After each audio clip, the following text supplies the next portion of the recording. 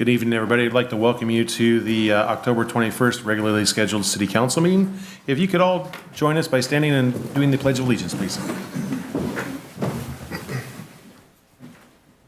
I pledge allegiance to the flag of the United States of America and to the republic for which it stands, one nation, under God, indivisible, with liberty and justice for all. Thank you, everybody. Appreciate that. If we can have a roll call, please. Councilmember Stroman? Here. Councilmember Walker? Here. Councilmember Engel? Here. Mayor Pro Tem Hagan? Here. Mayor Bellinger? Here. Thank you. Are we good with the presentation, Chief, or should we hold that off until the next? I don't see Officer Baldonado. Let's wait. We'll hold off on that for the current moment. We're going to move on past presentations and hold off on that. See if Officer Baldonado comes in a little bit later. Next up is our consent calendar. These items are considered routine in nature and are acted upon by a single action unless requested by an individual council member or a member of the public for special consideration. Is there anything here at the dais we'd like to pull from the consent calendar tonight? Or anybody in the audience that might have a question for something they'd like a further discussion on the consent calendar possible? We have somebody who's like, which item would you like to pull? 5A. That's not part of the consent calendar, just 2, 3, and 4. All right. Mr. Mayor, I move to approve the consent calendar. Do we have a second? I'll second. All those in favor? Aye. Those opposed? Motion carries 5-0. Next up, staff communications. Who's up first?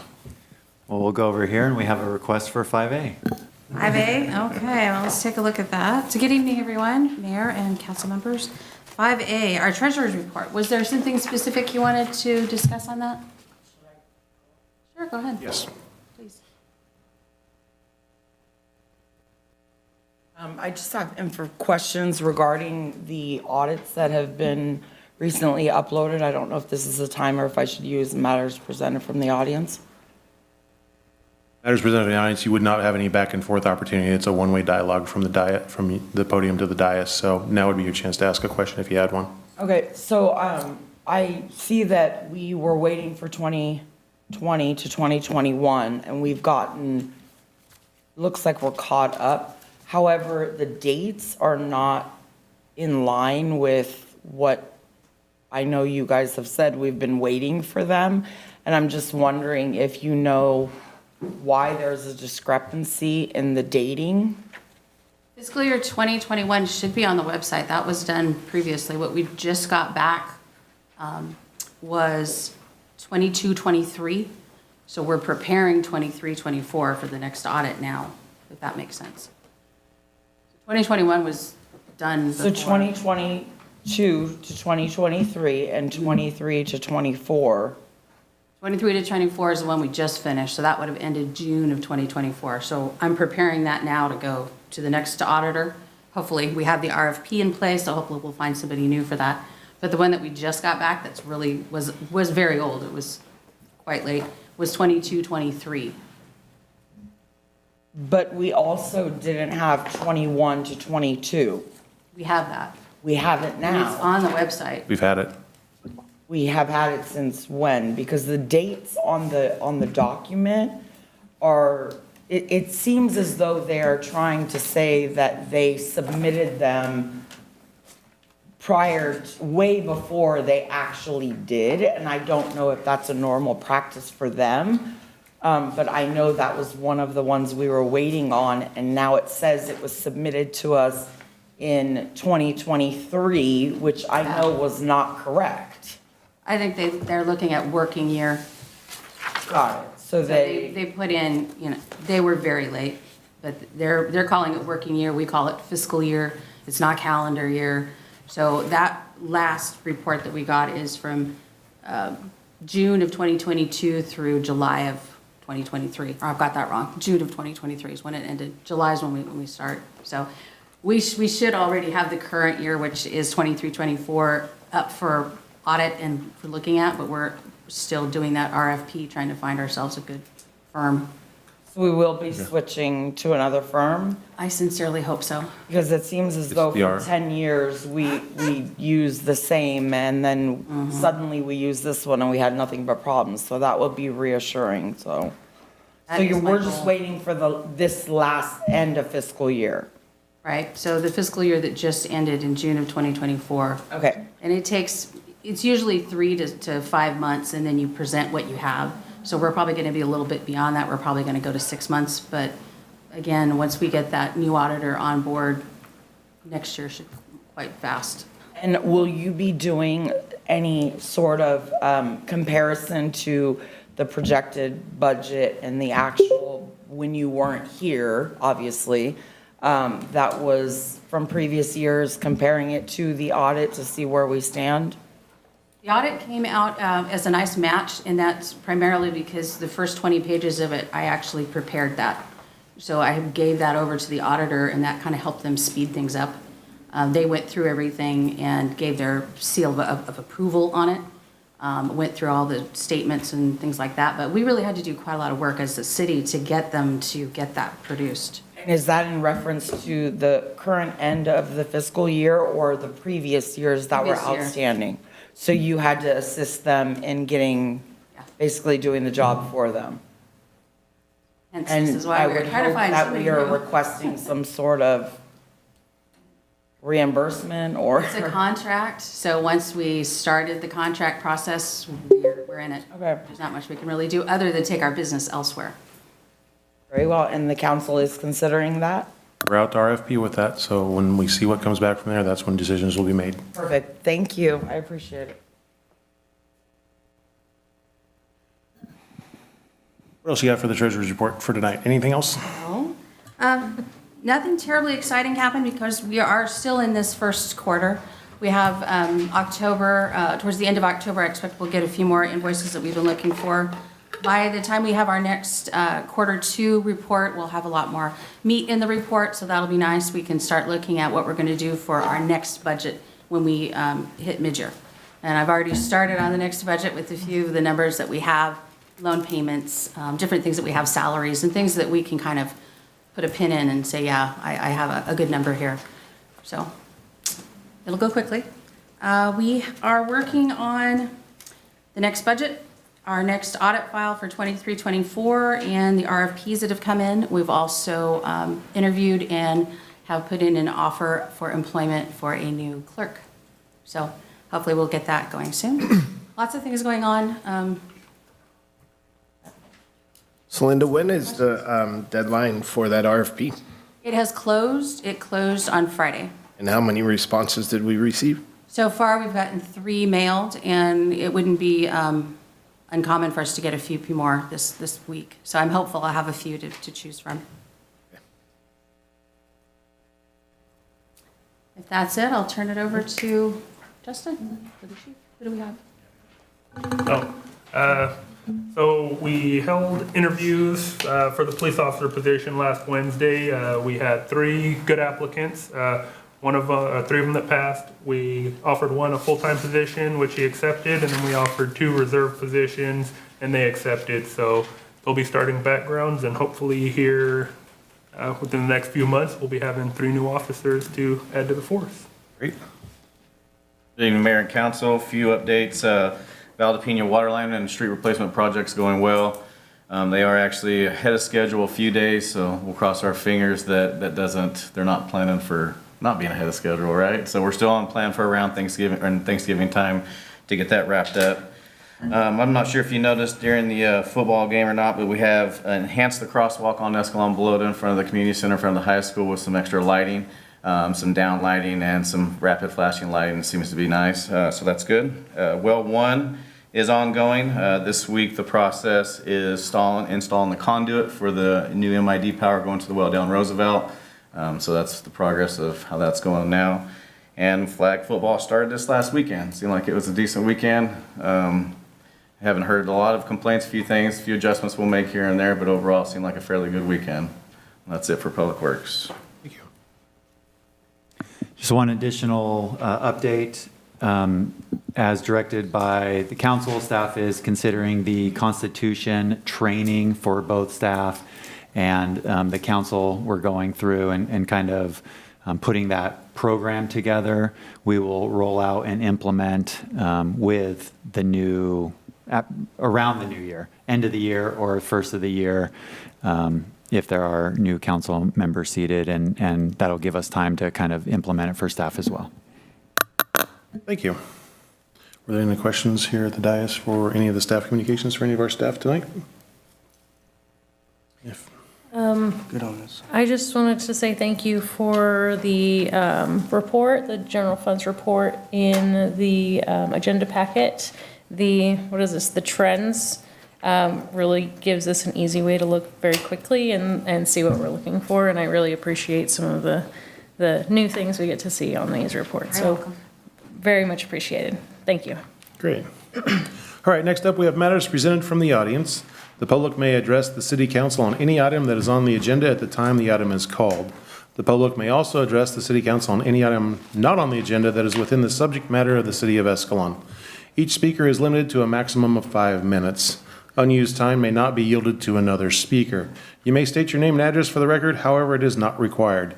Due to state law, action will not be taken on an item that is not on the agenda, and except for brief responses, the council is prohibited from discussing any item not on the agenda. If it requires action, it will be referred to the staff and/or placed on a future agenda. The determination of whether an item is within the subject matter of the city is a discretionary decision made by the mayor.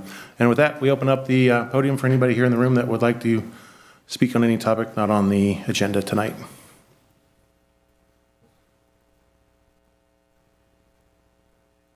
Good evening, council. I just wanted to, I kind of forgot how the rules work, but under administrative matters, is that going to be open to public comment when we get there?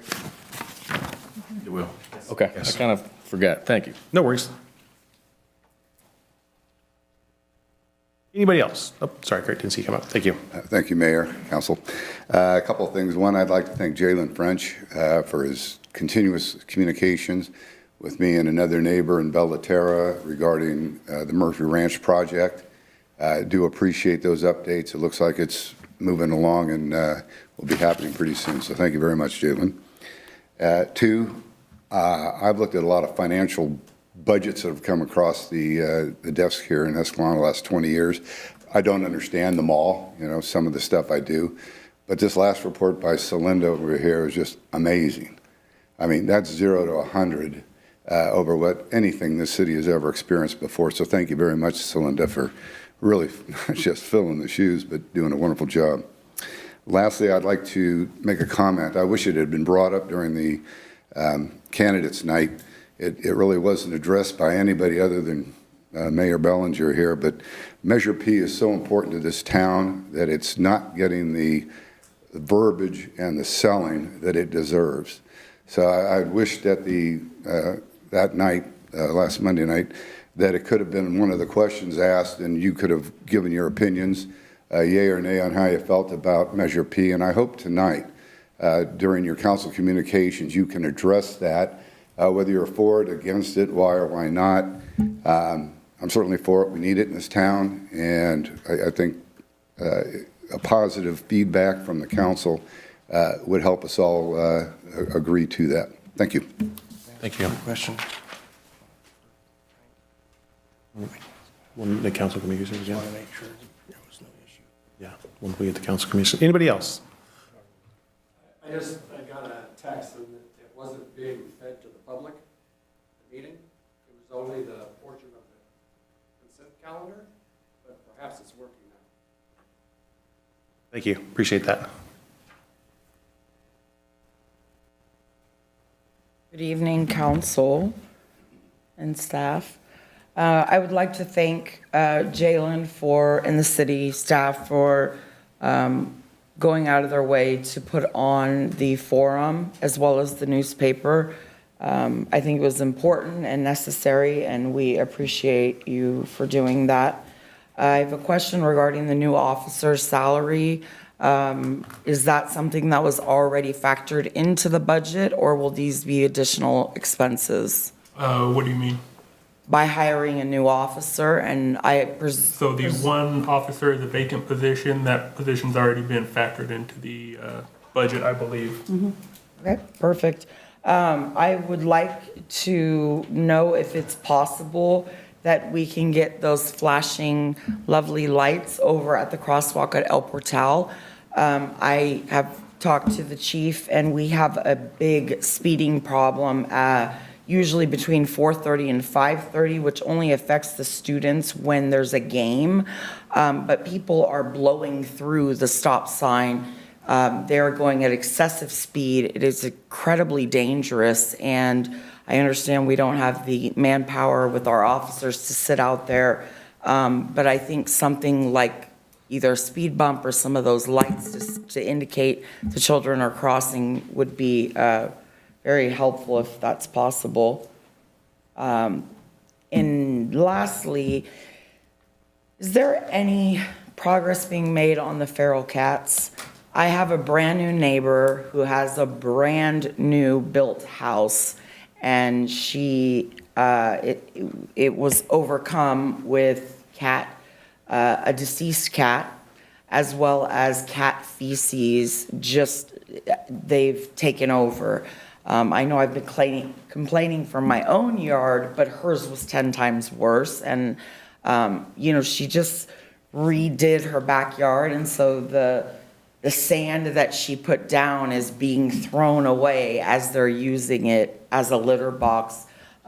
She spoke to the neighbor. We both spoke to the neighbor this week. Her response was very negative towards us, and I'm just wondering if there is anything that the council, staff, the city can do, or we can do to aid in this situation. Contact animal control, and they can get her some cat traps. Unfortunately, as of right now, our animal control can't proactively trap cats.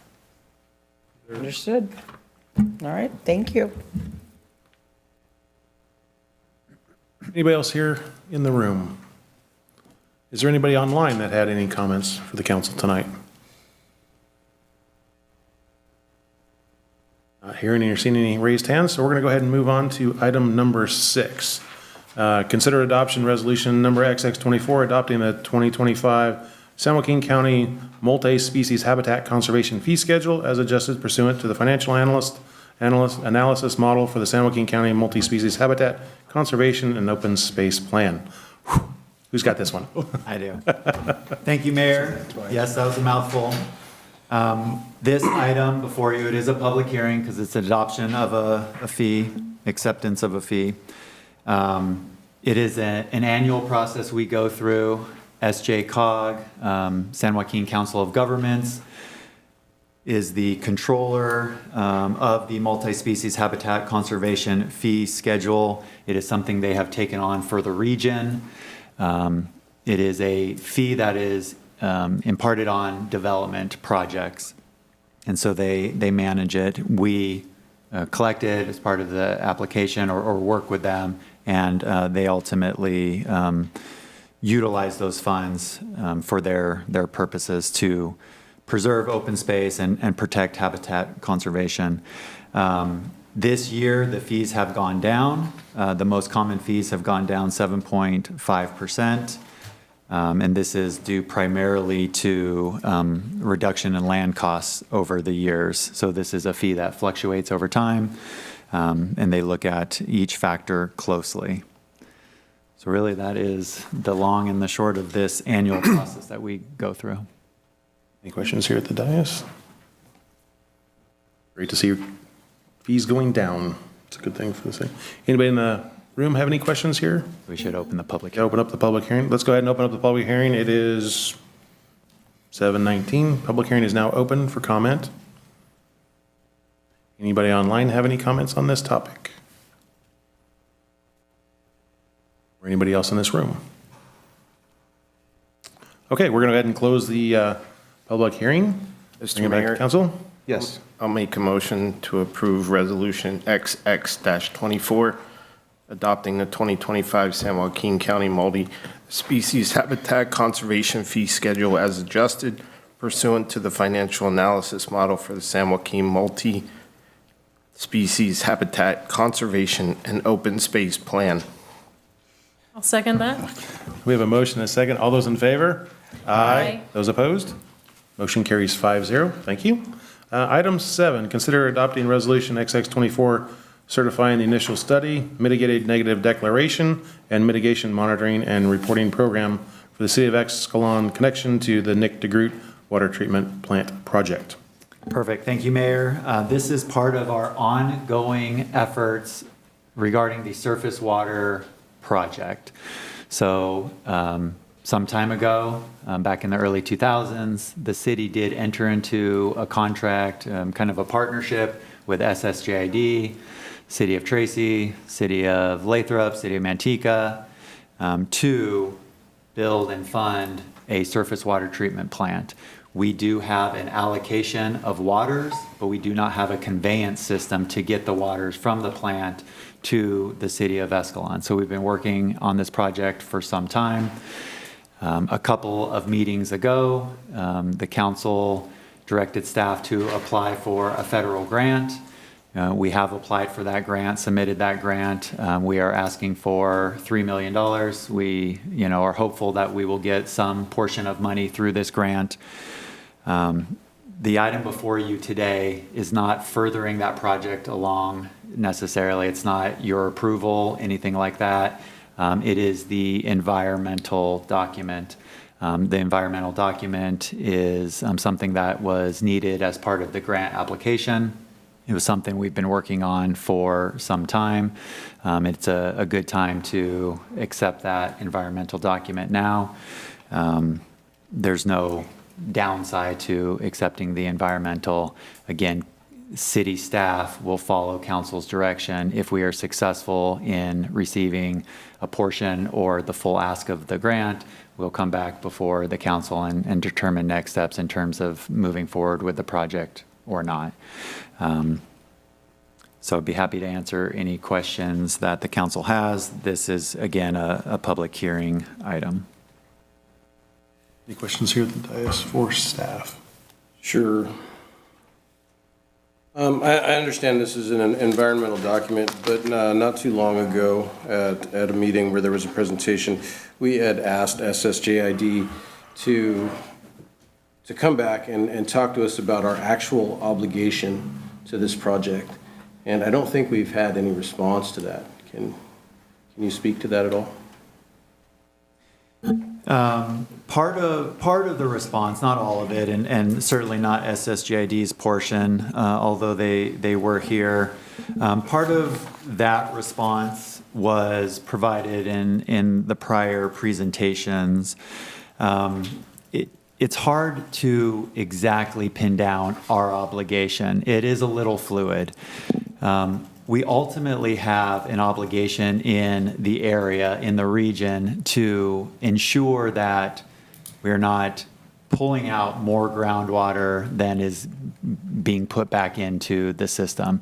We need to maintain stability, sustainability there. So whether we do this project or another project, that's really our decision to make. Technically, we do not have to do a project, and we could rely on others to do a project and hope the system in our region is improved enough where we are at a sustainable point. We certainly, I think, want to be in control of our destiny. If we don't do projects and the situation gets worse, there could be more requirements on the city. So beyond just the requirement, right, to do any sort of project is thinking into the future. It is becoming harder to pull groundwater, both from a quantity standpoint and a quality standpoint, because the state is continuing to, ratchet up the requirements, the safety standards, et cetera. And so, this is an investment, whether this council chooses or not, right? I mean, that's the council's choice, right? It's a policy decision. It could be an investment into the future to ensure, quality water for the residents and businesses.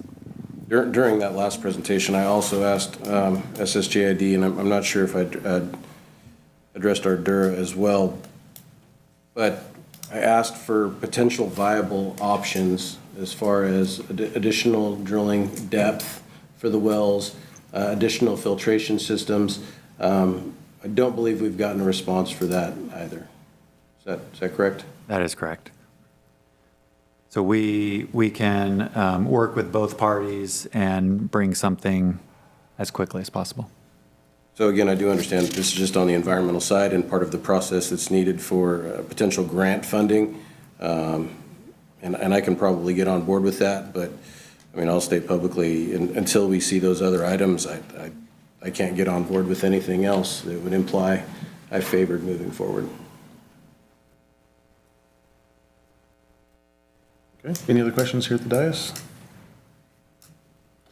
All right, then we are going to go ahead and open up the public hearing on this item. It's 7:26, and it is now open to the public. Can we go to the money page on the IS? And while you're doing that, I'd like to offer a suggestion for Councilman Engel, and that is we have a representative for the GSA on the South San Joaquin Irrigation District group. Maybe it would be nice to have you attend those for the city so you could get a better understanding of how the GSA works, the problems that we're incurring. Jalen's done a pretty good job, but let me bring you back because you weren't around for the water studies. In 2014, we did a water study here because we hadn't raised rates in this town for 22 years. So we were way, way behind on maintenance and getting things done. So they did a water study. They came up with the amount of money it was going to take. It was going to be too much to bear. So they cut everything back 80%. That was for the maintenance and upgrade of the existing water system. That was built in. That's why you were paying money. 5 years down the road, did another water study. This time, we wanted to pay for well number 1 and get prepared for the surface water. Both of these items were put before the ratepayers. They were approved. The monies for that surface water are part of that 218. So you can't just walk away from it. You're taking money right now from ratepayers to pay for that.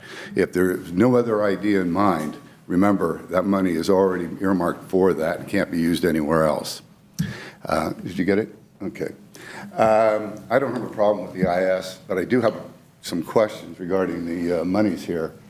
And I brought it up before, and it's the that flow box. How much is that one, Jalen? The blue box? Yeah. Well, it's all blue. So the total project is 13.66, total non-federal and federal sources. Right. 13.66 million.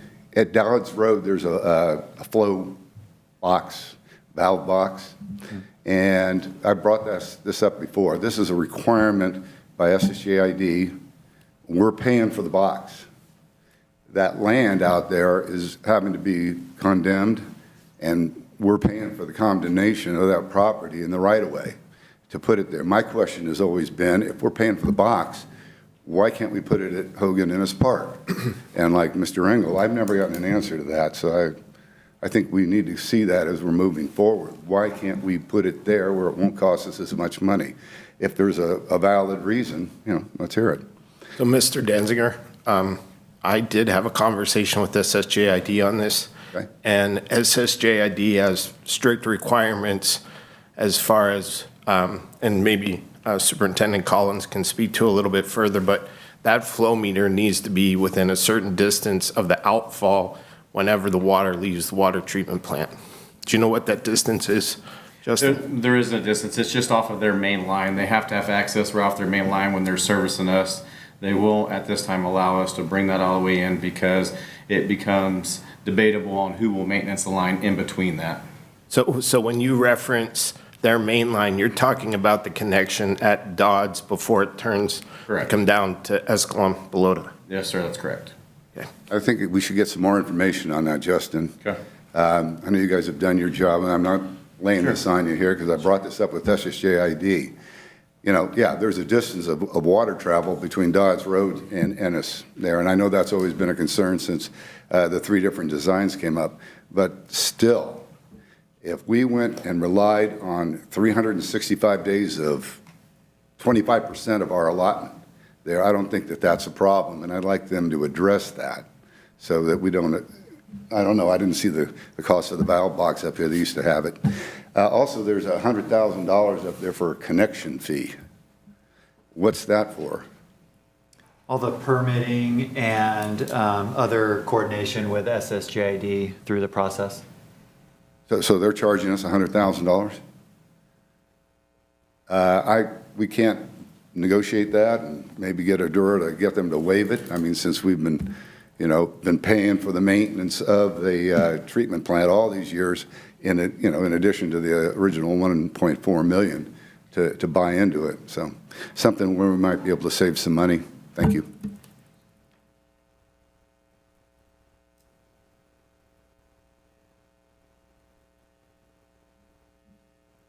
You say the total of the project is approximately 13.5 million. Mr. Danziger says we've already put taxpayer money into that. Is that correct? Ratepayer money, yeah. Ratepayer, people who pay water bill? Correct. So Repairs. residents who have not well water, but regular city water. Yes. Do we have a number on how much money us ratepayers have paid for this project? According to the fee study, we were expected to collect by the end of the rate increase $10 million. And when would be the end? It was 10 years from, 4 years ago, yeah, 5 years ago, maybe. 4 to 5 years ago with the last rate study. Another When initiated. 4 to 5 years. So in 4 to 5 years, is the 3 million that you're requesting for the Water Smart request, or is this, where does the 3 million fit into this funding source? Correct. The Water Smart request is the grant application that we have applied for, not received, applied for.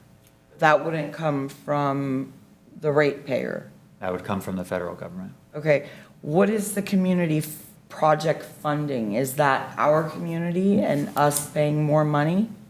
That is also another grant that we received. It's not in the bank yet, but we have received an email stating that we've been awarded $1.1 million from Harder's office. Josh Harder's office? Congressman Harder. Or okay. So I just want to make sure I have this correct. So the city of Escalon would be the ratepayers that have paid that $8.8 million, correct? Yes. And the loan has been sought already, or have we applied for that? Yeah, yes, we have a loan. We do have the loan. So the community project funding is what you're in the process of getting as a grant? And no, I take that back. We have not applied for the loan yet. This is gap financing. And then, I'm sorry, what was the second part of that question? The community project funding, we have secured that, or we have just applied for it? We have received an email from Harder's office indicating that we have been awarded that amount. It has not worked its way through their process. It is not in our bank, but we have received indication that we have been awarded that amount. And how are we funding the additional $781,000? Is that ratepayer as well, or are we getting another grant for that? Probably through a loan. So essentially, the loan amount would not be 685. It would be that plus the 781? Well, so the 685 is the 631 plus the 50. I don't know where the 5,000 came from. We would include probably the connection fees in that as well. So It's so the 781 is the loan, but there's a bit of additional costs. Is that what you're saying? Yeah, and probably that number would be increased to the 781. So we've already invested in this program a significant amount of money. If we Through the last rate study, yes. So I would urge the council to consider that when, as ratepayers, we've already invested a lot of money into this. And essentially, if you vote to not proceed, then we've, I presume, wasted our money, or do we get a refund? Cross that bridge if we stop the project, but our intention is to push the project through. I appreciate it. Can we clarify how much that account has been funded to date? I think it is in the, it's in the range of the 8 million. It was front-loaded. We're halfway through. It's 6 to 8 million. There's a fund balance that we can show that. Yes, Councilman, there's on our report from this month, our treasurer's report, if we can bring that up, there's quite a few lines in there that we would combine to have that money, but that's, you know, out of the 20. Fund number? Yeah, there's a few, but it's the 500 and 600 series. And if you'd like, I can produce a detailed listing of that for you and email it to you. I can find it, thank you.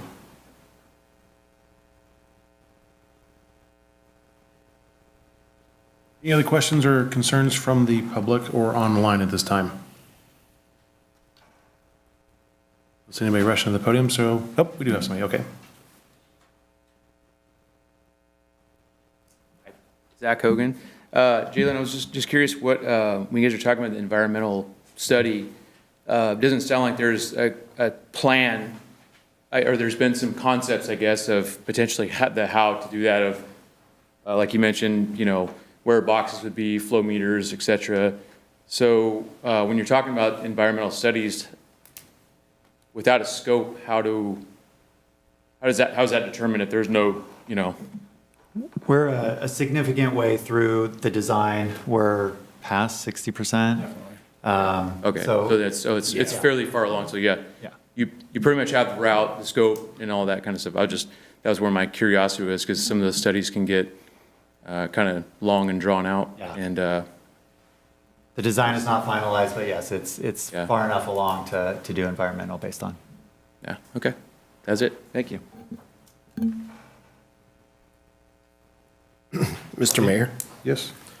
I think it's important to note to the general public that the whole driver of this project is the Sustainable Groundwater Management Act of 2014. This is a mandate that's coming from the state of California. And so essentially, if for those members of the public that haven't heard about this before, the state really wants municipalities to get away from wells as a primary source of potable water and really move away from that and move into a surface water project. And so this plan that we're talking about is to tie into SSJID's connection at Woodward Reservoir, bring the water lines down, Escalon Pelota.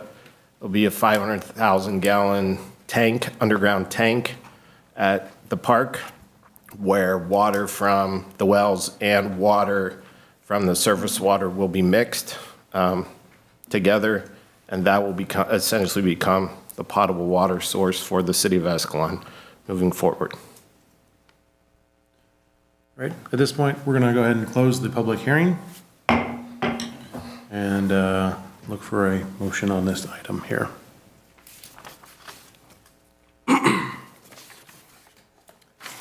Anybody willing to make a motion on this? I'll make a motion on it. Okay. A second? Here. He has to make the motion. He has to read it. You have to read it. It's like a long, drawn out. I'd like to make a motion on a number XX24, certifying the initial study, mitigation negative declaration, and mitigation monitoring reporting program for the City of Escalon connection to Nick DeGroot Water Treatment Plant Project. I will second. Thank you. We have a motion and a second. All those in favor? Aye. Those opposed? Motion carries 5-0. Looking to administrative matters, item number 8. identify a program proposal for the San Joaquin County District Attorney's Asset Forfeiture Grant. Okay, this is a continuation of an item that we have discussed in the past. The update to this issue is we have surveyed students, 406 students responded to a survey providing information on what they would like to see. So I'll go back and kind of reset the conversation. We were made aware of a potential grant through the San Joaquin District Attorney's Office. It is an asset forfeiture grant program. The intent of the funds is to go to youth to keep them out of drugs, alcohol, gangs, those types of things. So we are thinking, after-school programs, some sort of youth engagement programs. We have in the past provided some thoughts, some recommendations. Those have been discussed. There's been some interest in various ones. And at the last council meeting, the council wanted to see what the kids wanted to see. So we did work with the school district to issue a survey, very simple 4-question survey, kind of if we had this money, what would they want to see? By and large, they wanted to see after-school activities and teen youth excursions. So we have, it's not the only thing that we've considered, but it's, good data to have, good information to those who will actually use the programs. And we've made a recommendation in the staff report to utilize the $25,000 in 3 different programs. One, which haven't discussed today yet, is the Healthy Room program. This is one that we got started through the Modesto Police Department, where the police interacting with various family dynamics recommend through this program to improve, to renovate a child's room, to give them a healthy sleeping arrangement, to give them a healthy studying arrangement. We have done our first project here in the last couple of months. This is something that Councilmember Stroman in particular wanted to see funded through this grant. So that's one recommendation. Staff is recommending $12,000 for youth excursions. City staff is not set up to run these types of programs, so we have coordinated with the school district, who has an existing partnership with the Boys and Girls Club. They do these types of programs already. So with council direction, we would partner with them. This would be a pass-through grant. We would enter into an agreement with the Boys and Girls Club to ensure that with our money that was provided as part of this grant, we would see certain things. Where are the excursions? What do they look like? How many children will be served? That type of thing. And then the same for the third recommended program here, $5,000 for after-school activities. Similar, we would work through the school district or the library, the youth center, or the Boys and Girls Club. And same, it'd be a contract, we'd pass through the money, and we would make sure we sort of got what we expected out of the grant funding. That is staff's recommendation. Of course, council can modify, tweak, adjust as you all see fit. That is the end of the presentation. Be happy to answer any questions or have a discussion on this. Questions here at the council level? Yes. With the pass-through through the nonprofits that are mentioned there, would Escalon be able to utilize 100% of that pass-through, or would the Boys and Girls Club or the library utilize a percentage of those funds for administration costs or any other fees associated to run the program? It's a good question. It is not a topic that we have broached at this time. Dependent on them, but I assume that we could make that strong recommendation that 100% go directly, and there's no sort of administration costs. Instead of making a strong recommendation, sorry. You're good. You're good. Instead of making a strong recommendation, can we make it a requirement? Like, Because obviously we want to make sure it goes to what we're wanting it to go to. Sure. Typically on the pass-through grants, there's going to be some percentage that's going to be utilized to feed the activities and the funds. They still have admin costs to cover. So I would anticipate there would be some reduction in that, but I want to make sure we're not getting gouged. And it's something like 50/50. I could see a small 5% or even less, administration fee that's associated with those dollars. But I think it all looks great. It's good work. Good. Yeah, and Mayor Pro Tem, it's a two-way relationship, right? I mean, we can request it. They don't necessarily have to accept. If they don't accept, then, we can choose a different group. But I think a nominal administration. You're talking as far as the Boys and Girls Club? Boys and Girls Club, the library, whichever entity we choose to partner with. The district seemed pretty open to it. The district did seem open to it. I have a basic procedural question, Jalen. When we're talking about pass-through, if we're awarded this grant, we're just not going to have a little ceremony where we give the Boys and Girls Club $12,000 and say, here, go do with it what you want. I mean, there will be some checks and balances, so they'll have to come to us to release those funds, right? We're not just going to basically give them a blank check and say, here, go figure it out. Yeah, I do think we enter into some sort of agreement, some sort of contract. So that would be the first step. And then I think we can absolutely request or require, some sort of monitoring, right? Quarterly reports or monthly reports or after event reports. So we understand how we're tracking against the agreement.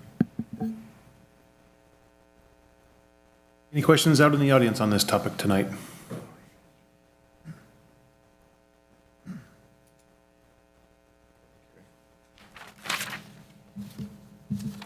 You stated that 70% of respondents indicated their desire.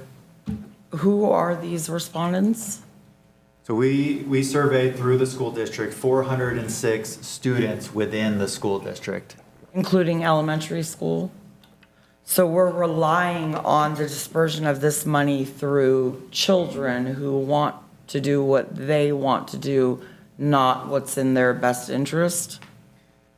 No, we have had 2 discussions at the council level and staff recommendations. We put in front of the students 4 different options, and they have selected the options. They coincide with the ones that the council was sort of gravitating to at a conceptual level. So it's not just directly what the students have said, although we want to take that input as the users of the program. So I understand the Healthy Room Project. I don't know that we do or don't have enough to fulfill that amount.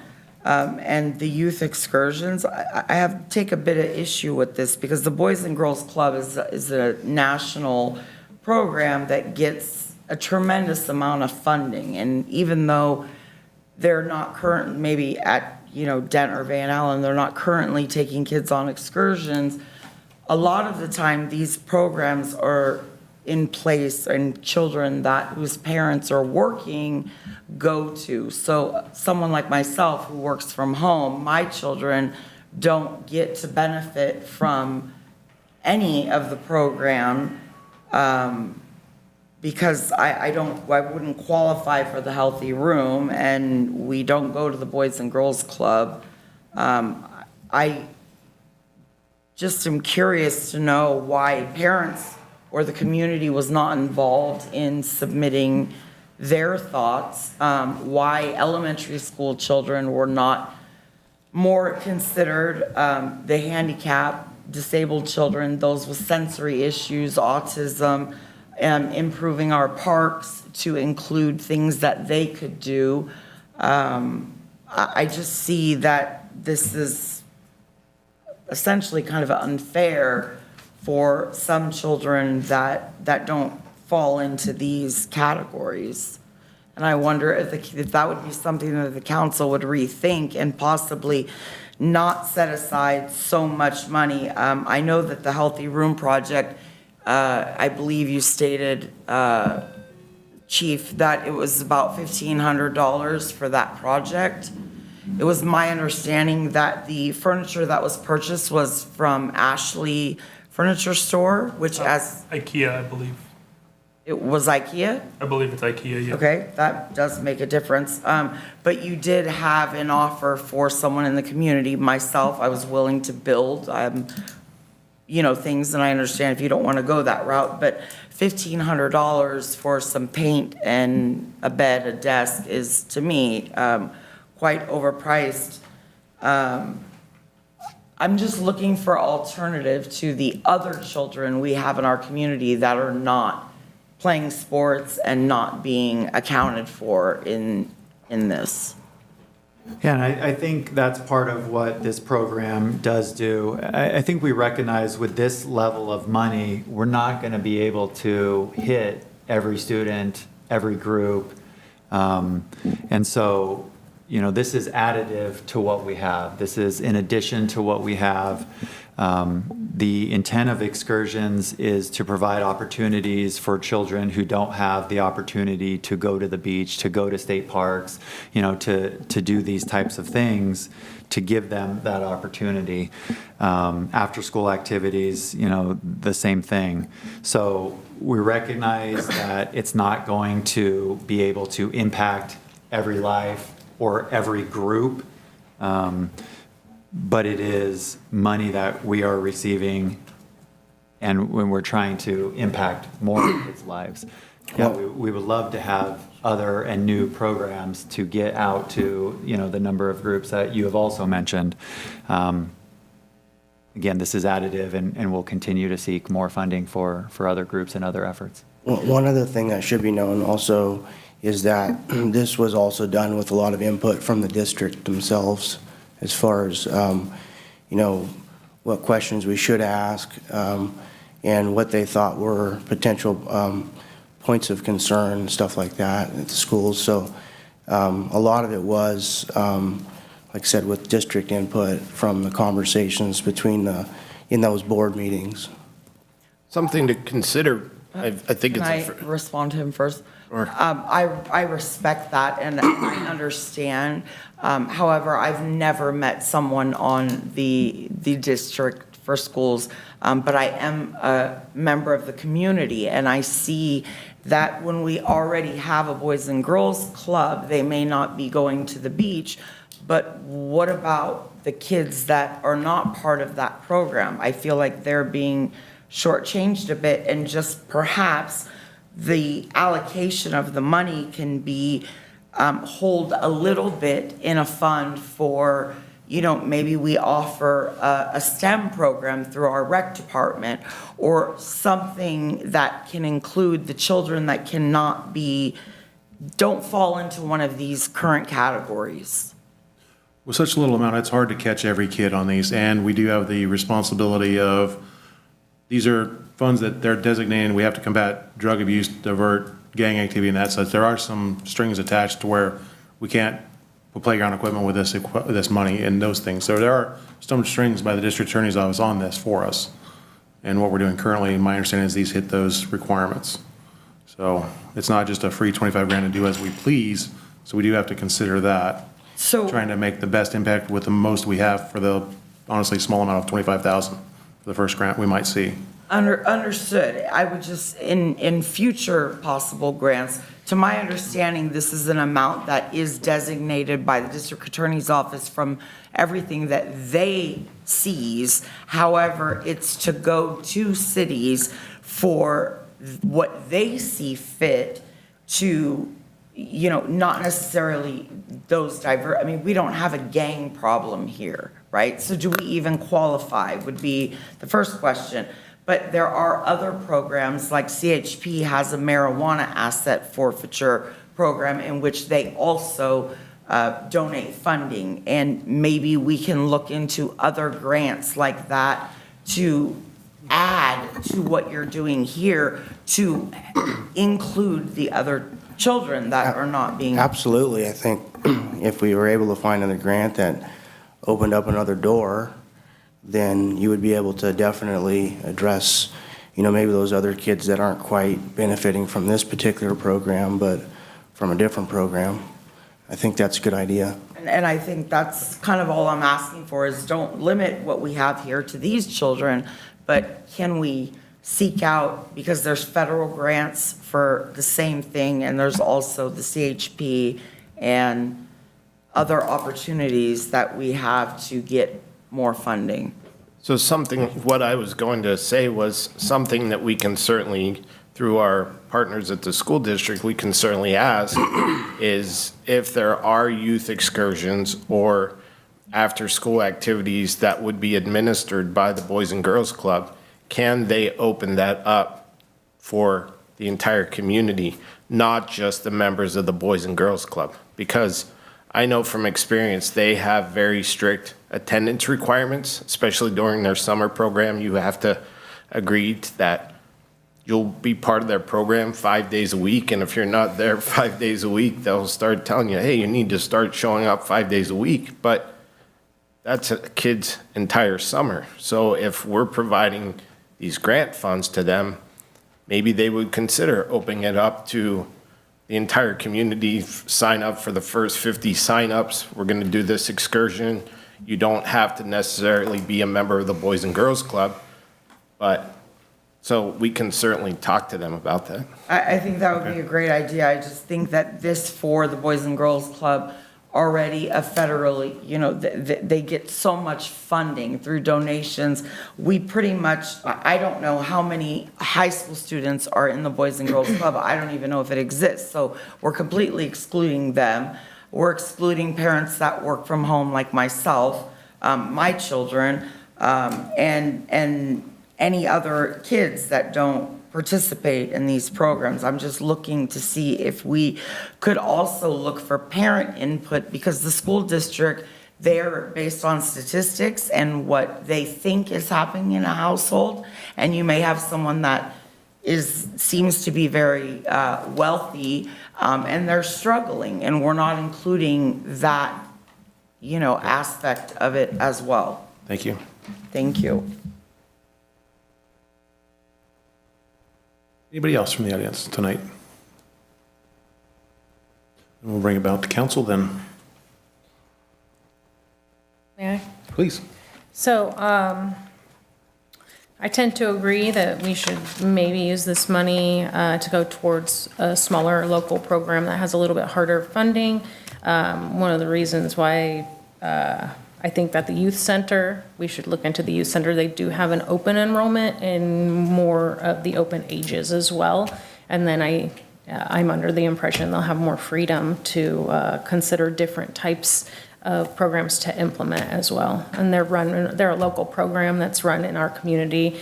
And that way they can see what the needs are of the parents and of the students. So I like the idea of the youth center. And possibly the library. I know that they're a county program as well, but they're a county program. So they sometimes have a hard time with their funding as well. So I would like to recommend that we look into the youth center, and then secondarily the library. Can I ask you a quick question? Please. Councilman Stroman, do you feel comfortable with that? Because I think if I had to say that makes the most sense, ideally. Absolutely. I would agree with what Councilmember Walker mentioned, what Ms. Vargas mentioned. Honestly, I mean, when we talked about this at the school district, the reason that we were talking about the Boys and Girls Club was more so because the Boys and Girls Club have experience doing this. They've managed excursions. They've managed after-school activities. What I would actually request for this council to consider is actually not necessarily go the full 12,000 for youth excursions, maybe reduce that number and actually up the number for after-school activities, but primarily target the youth center, open it up to anybody that has anything to do with the youth of Escalon. If somebody wants to provide a program, and they can apply and they show what those funds are being used for, they should be able to go after it. So while I understand the Boys and Girls Club, they have the experience, that's only one portion of this. And the intent of this program is for the kids of Escalon. So why not utilize those local resources that we have in place instead of depending solely on the Boys and Girls Club? I think that maybe, yeah, I'd probably put more money towards the after-school program. Correct. Not that we eliminate the youth excursions, just kind of maybe even flip it. Maybe eight and like 9 for the after school or something like that. It'd be 83-33 if you split it 3 ways. Yeah, that sounds good. I mean, it's up for discussion here, but I think 12 for the youth excursions is a little much when considering the school activities could be used all year round, weekdays. An excursion is one day or one weekend, and I perceive it as the school activities would be able to kind of have more involvement on a regular basis and we're reaching more students in that way. I would definitely agree with that. I mean, Councilmember Walker, would you want to make a motion on it, or does anyone else have any more input? Well, before we make a motion, let me ask a question. How does staff target, do we just direct staff to reach out to the youth center and open it up to a little application process online if a member of the community would like to present a program that had something to do with the youth? They just fill out a little application and they can justify the cost. So before we get too headlong into that, I like the path of the conversation here. One of the recommendations of the program is to connect into existing operations, existing programs. The district attorney, through their program, aren't as interested, as we understand, in sort of funding new programs and seeing if they work. It's really trying to get the money into existing programs that work. So youth center, absolutely. Library, absolutely. I would just, caution a little bit if we're opening it up to, an RFP process, having to navigate the waters of sort of non-existing programs. That's the one caution there. So, go ahead.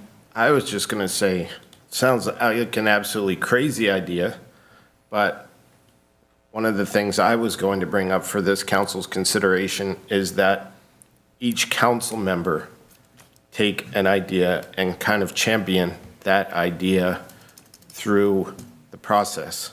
So if there, like, for example, there may be something that Mayor Pro Tem could provide a program for. Council member Engel could do it, and each council member could kind of be the champion of that program. In theory, it sounds nice, but I don't know, to be honest with you, if I'd have the time to be able to champion a program that I'm not already doing, kind of thing. Okay. Kind of like the idea of delegating somebody who's already been doing youth excursions or after-school activities. I mean, they have the expertise. Like the youth center idea sounds like a good idea to me. With the youth center and the Escalon library, I think there's opportunity on top of the after-school nature of it to keep them occupied and whatnot.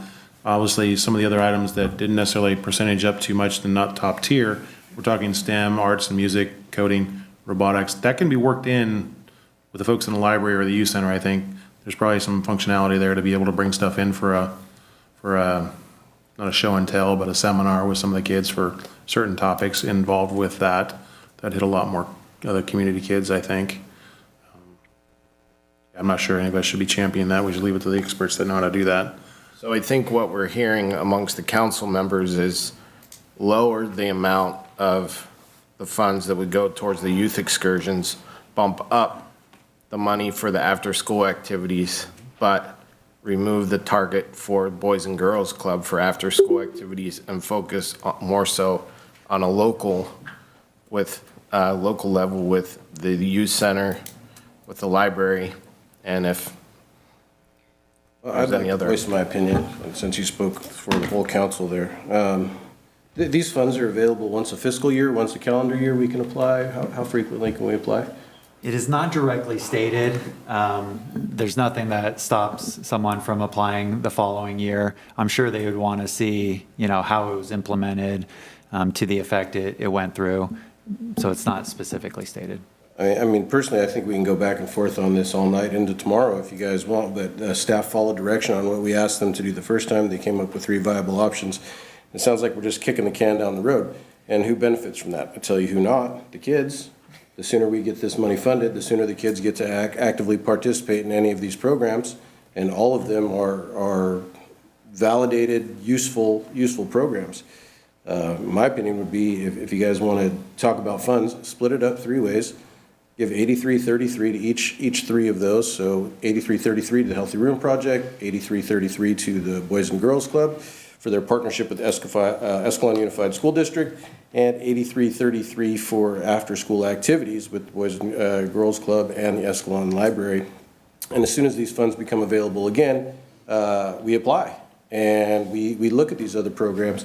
As Gabrielle also stated, there are some federal funds, there's some CHP funds. So if we're really concerned about making this happen, there are other avenues that we can fund these other desires.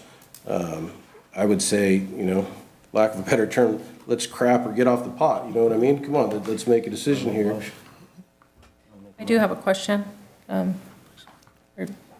Yeah. Are you still? Okay. Yeah, it can be done. Thank you. So I'm for splitting it up, but if we did, let's just say 8,000 for youth excursions, 8,000 for school activities, do we have to say 8,000 for youth excursions from a certain entity, and then that entity must use it for youth excursions, and that the other entity must use it for after-school activities? So let's just say 8,000 to the youth center for youth excursions, and 8,000 to the library for after-school activities. Can they split those up, or do they have to only use those funds for those things? So like the youth center, if we said these are for after-school activities, they can't go on excursions with it. I mean, or can they make the argument they're kind of one and the same? I think, so this is an application process. The district attorney will review the application and want some assurity on where the funds are going to go. I can't speak for the district attorney's office, but what I hear you saying in particular, I think we can word it in a way that gives, if we want the youth center, some flexibility to do excursions and or after-school programs, the library to do, various things. We would want to tether it to some sort of existing program, I think, to give the district attorney some assurance. So we have to kind of navigate those waters a little bit, but I think it can be done as I hear you saying it. Okay. So we can say and, after-school activities and youth excursions. So like 8,000 to, what did I say, 8,000 to youth center, 8333 to youth center, 8333 to library, and 8333 to Healthy Room Projects for Healthy Room Project youth excursions and school activities, and kind of like bundle that. Can we do that? I think so. And just to cover our bases, I'll want to reach out to the youth center, if that is the direction from this council, to see what level of programs they have. Okay. And then if it's consistent with council direction, then we can put it in the application. Pull up the. So at this point, wording is on this this a motion that we've got working here? So let's throw this out. Hold on.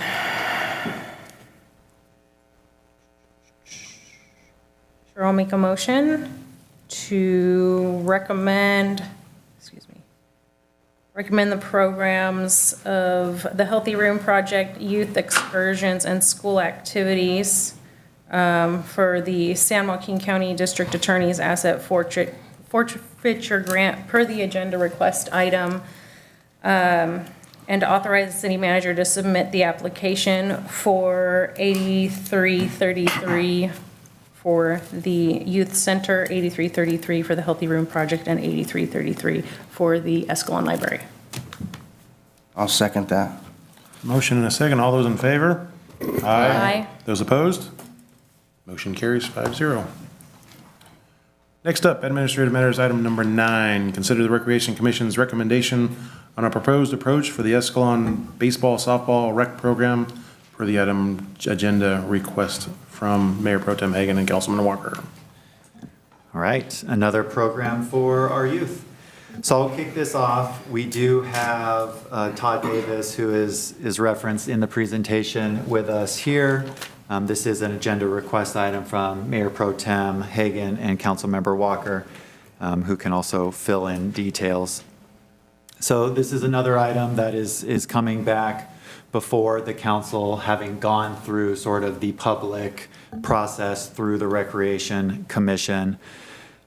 This idea started as a sort of rework of the existing youth baseball, softball program that is run and administered by the city of Escalon. In essence, what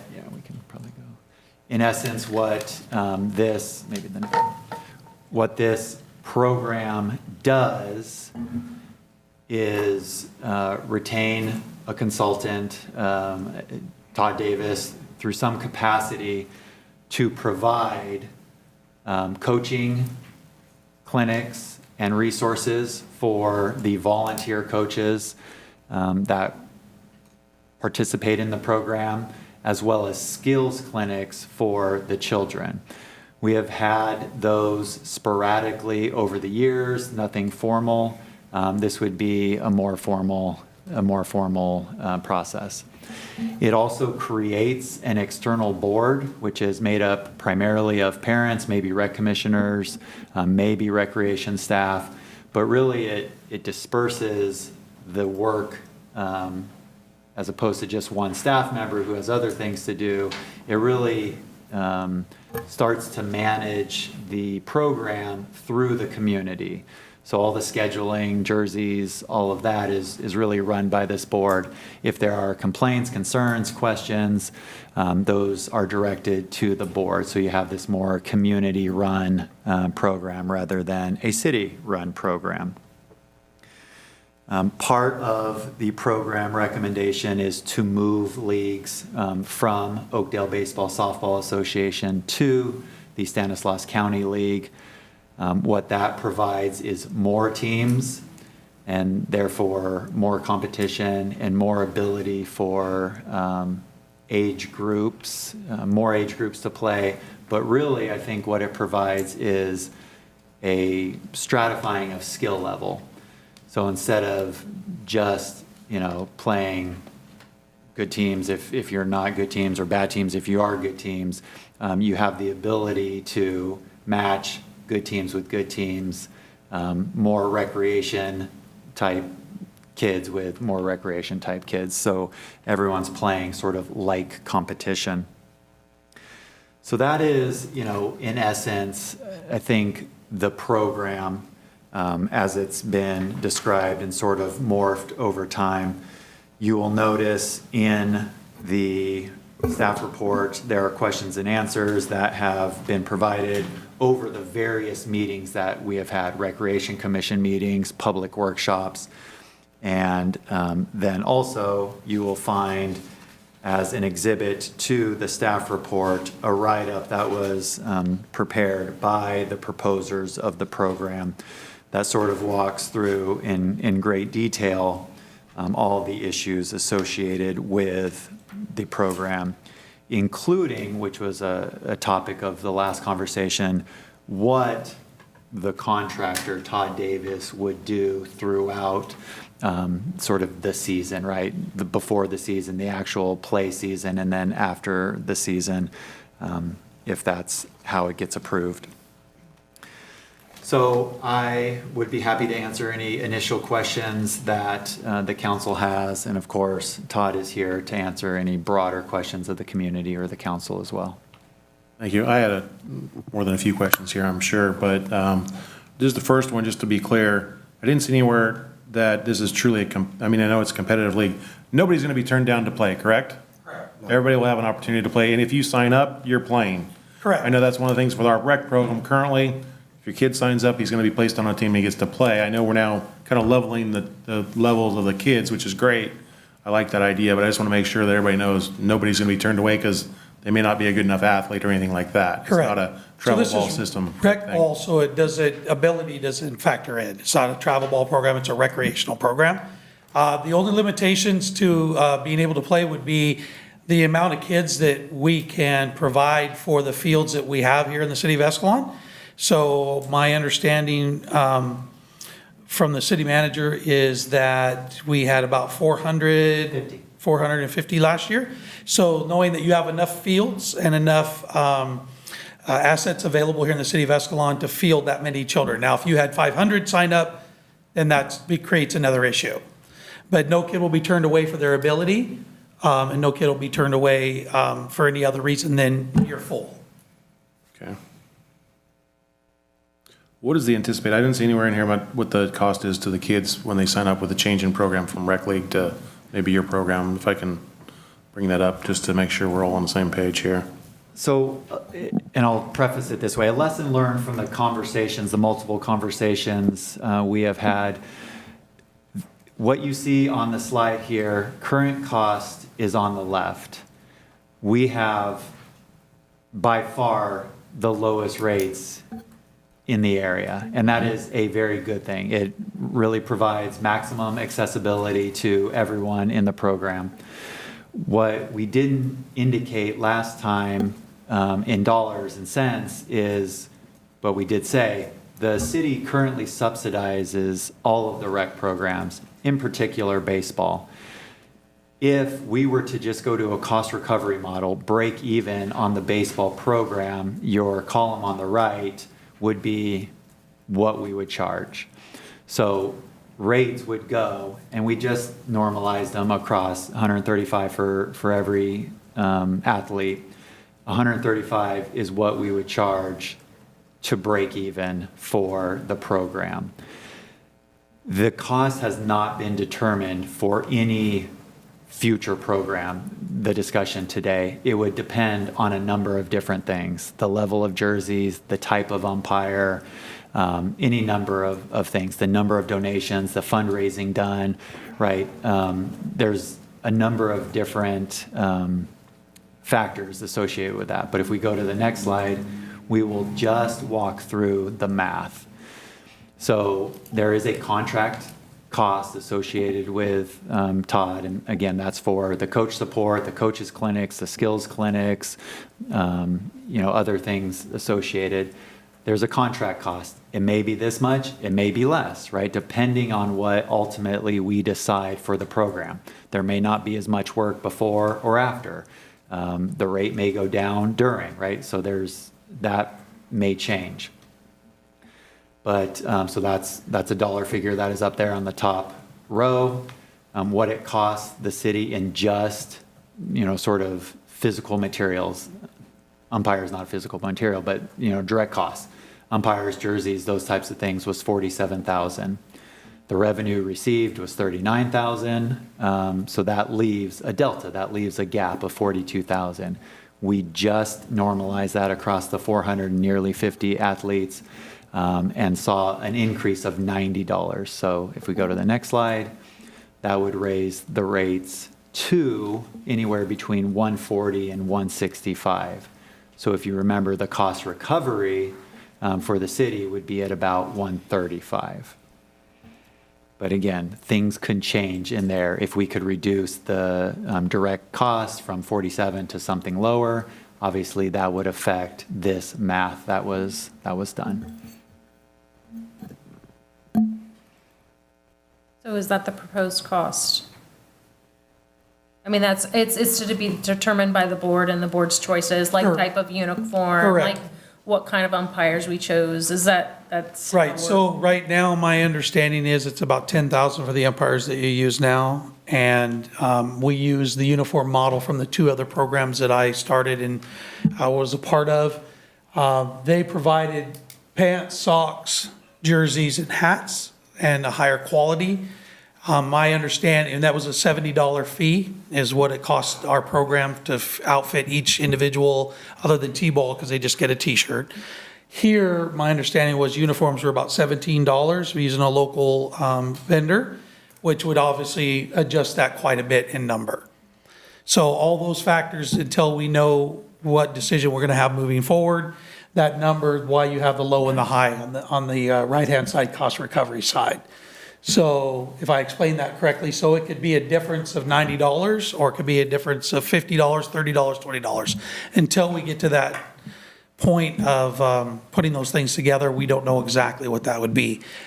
My understanding is the city doesn't have the time to go out and look for sponsors, banners, sponsors on the fences, sponsors on the uniforms has not been a thing in the past. The organizations that I've been involved with before, we give the coaches the responsibility of coming up with a $500 sponsor for jerseys. That helps save that cost. Also, the board has a person that goes out and look for donations from other businesses here locally, but also places like Dick's Sporting Goods. They'll give you, if you apply at the right time, they give you $5,000 and 20 cases of baseballs. So those are things that were costs that you guys didn't have at your disposal in the past, or things that I already have access to. So those numbers could vary. So we wanted to put the highest number in to just show the council that would be the worst case scenario. Also will be determined by obviously how many teams we have. Less teams would be less of a cost versus the more kids we have, the more uniforms, the more baseballs, the more things that would have to be purchased. I also proposed the other 2 programs I'm involved with, they use the high school students to umpire games. It works against the community service hours that they have to do for their school. You don't do that here? Don't. Okay. The other thing is the cost of a high school umpire versus the cost of a professional umpire is quite significantly less. So Modesto Christian Heart Ransom, they use students, high school students from the local area to umpire the games. They go through a training process as well, so that we keep it, no umpire is perfect, but we keep it where it needs to be. And that's like a $35 cost, which I believe the ones that I use run $65 to $70 for professional umpires. How much do we subsidize the baseball and softball programs currently? Ballpark?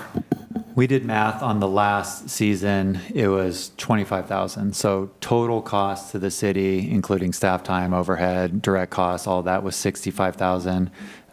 We took in revenue 40,000.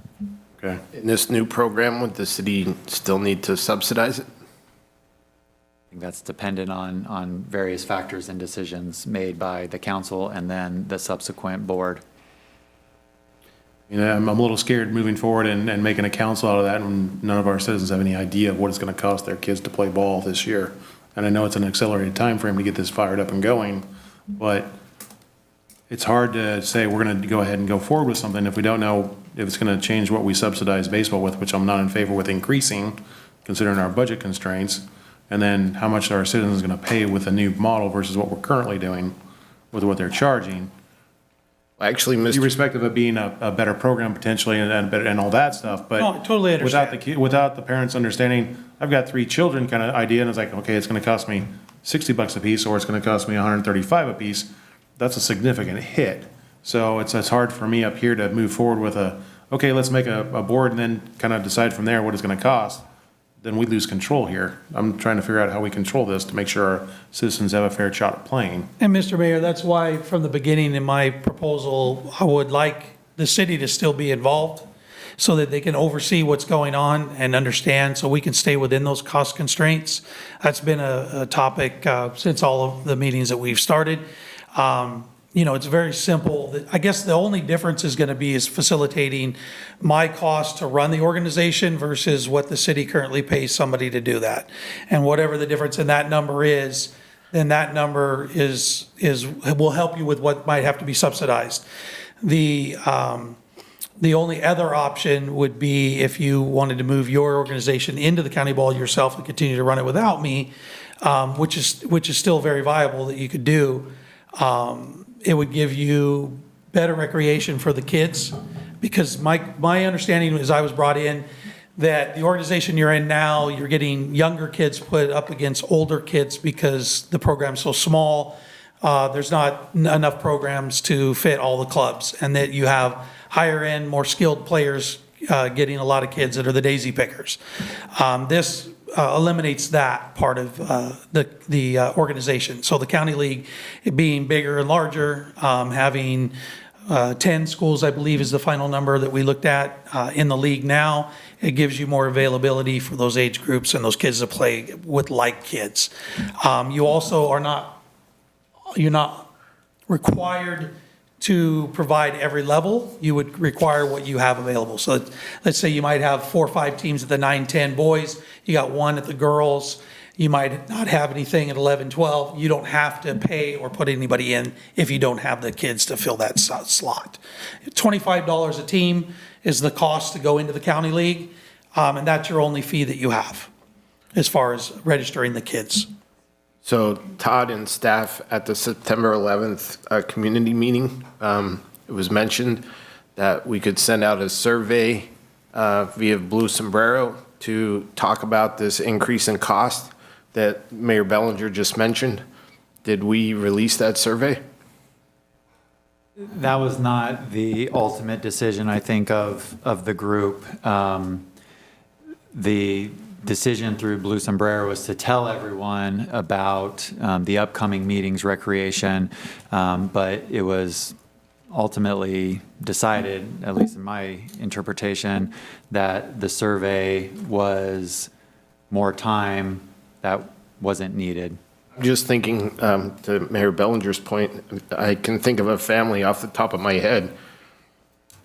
They have 3 kids and 2 boys and a girl playing. 1 plays softball, 2 play baseball.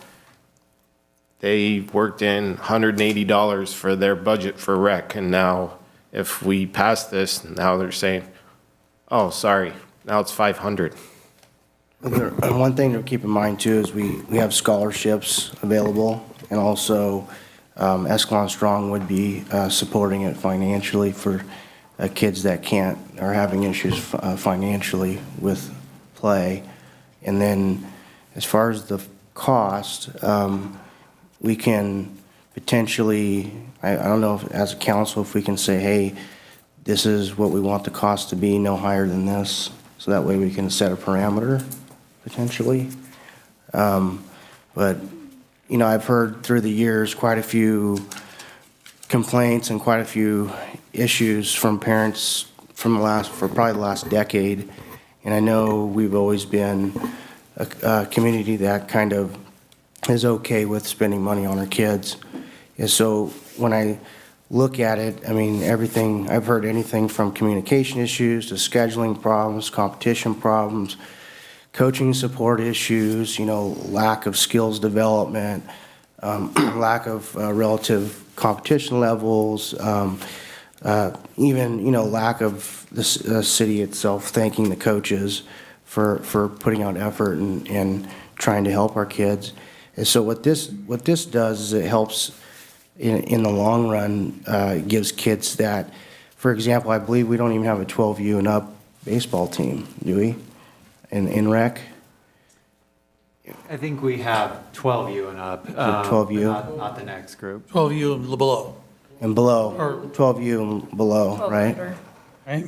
So anything above that doesn't even have an option. 14 and under. Correct. So they don't even have an option unless they go play, you know, comp.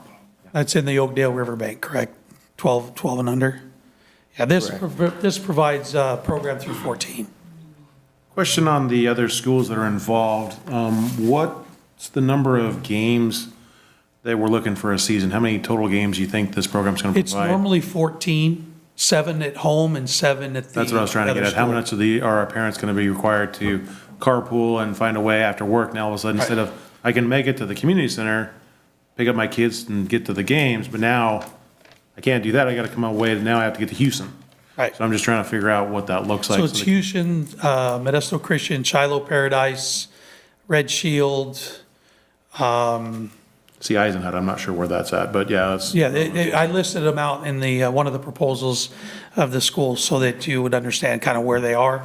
But yes, there is, and all the schools except for Westport and Escalon, Westport and Waterford, they have 5:30 games because they don't have lights. The other two have lights, so generally the older, the 13, 14s, they're the ones that would play 7:30 game. And I know there was some concern with the council about the younger kids being out late, but I called and got confirmation all the younger kids are the earlier games. So they play 5:30, which I assume, I'm pretty sure you guys all play 5:30 games with the league you're in now. It's pretty much your start time. Yeah. And 7 o'clock. And when does the league start and stop? What's the anticipated first game, shall we say, roughly? March, and it ends before Memorial Day, May. So it's an activity during the school year for these kids.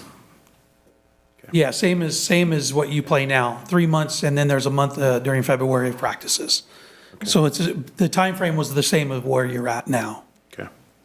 And just to clarify, we do currently travel to Oakdale and Riverbank. We don't play just internally at the moment either.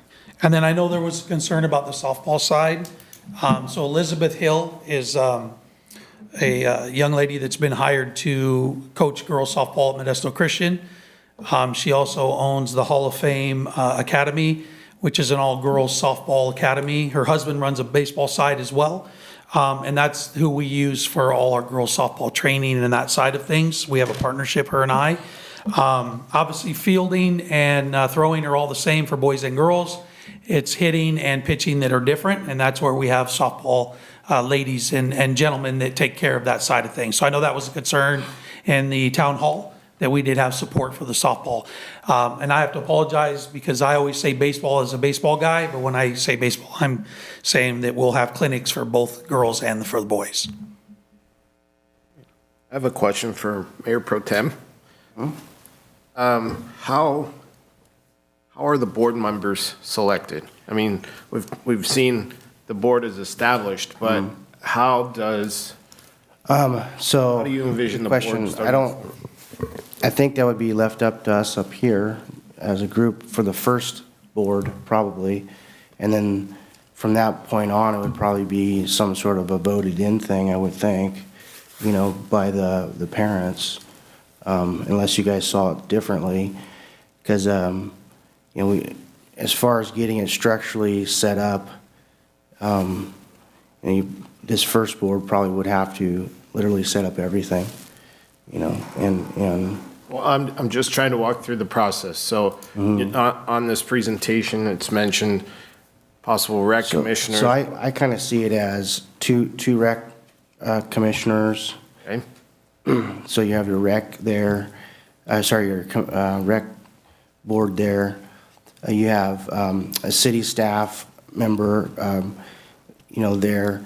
You have, 2 to 3 parents probably, and then the league rep, which would be Todd in theory, so that you have a dynamic of communication that has every link of the chain, so to speak, sitting at the same table.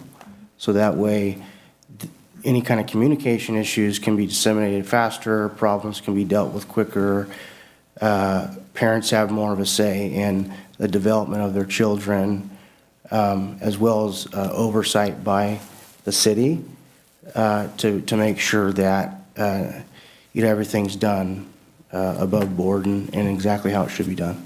So if we're going to look for those 2 to 3 parents initially, would we have to follow the similar process that we have for any of the other commissions? People would have to fill out an application, they would come before us, we would interview them. Good question. I guess so. I mean, I can't think of any, if we're making it. I'm a member of the Blue Sombrero 'cause as a volunteer and parent. I'm getting all of the emails. So if we did put out an email or something to come and apply, I mean, I do know that I'm getting plenty of the emails that are going out to. And that's come to all of probably these the fairest meetings. way to do it then. And possibly they all have to be signed up to be a part of recreation. So I Yeah, would guess make that would sense. be a good way to reach out. Yeah, I mean, I would strongly suggest that obviously someone from the council would be the president, probably the vice president should be somebody from your rec department. That keeps it in your control as the final say, kind of as the mayor handles here. And then the families, would come in and the ones that wanted to be a part of that. In the programs that I've been involved with before, they come in, they talk about what they're going to do. I know sometimes we talk about how long they're going to be there. If they have a child that's 14, it's the only child they have, is not as desirable as somebody that, say, has a child or 2 or 3 playing t-ball and younger, they'll be around a little longer. The league doesn't require anything, but most the boards that, well, now all of them require the fingerprint and that process, right, to make sure that everybody is good to go as a coach or a board member.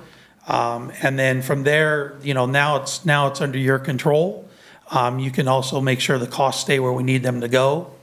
And then moving forward, basically you're looking at my fee. My fee's what we have to factor in to run it and be a part of it. And that's why I left it open-ended. Most people that do what I do want a 3-year contract. I left mine open-ended because I'm not here for financial. I'm here for what I think is good for the kids in the community and what I think is good for the kids I've worked with in the past.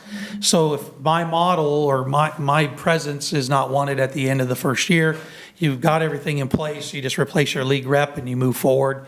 And it doesn't harm your rec program. Your rec program will still move forward in a county league where the rules are all broken down, the level of play is all equal, and you enter as many teams as you want.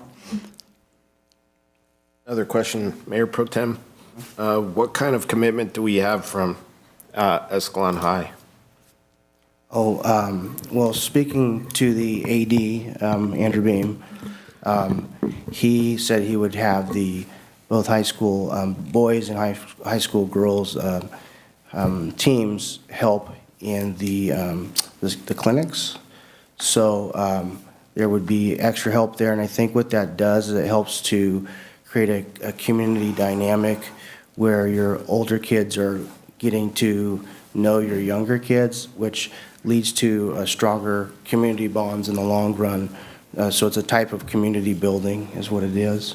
And I spoke to Gino, the head coach, and he also said that he was okay with that commitment. I haven't heard back from Brooks at this point, but I have heard back from the AD, which is her boss.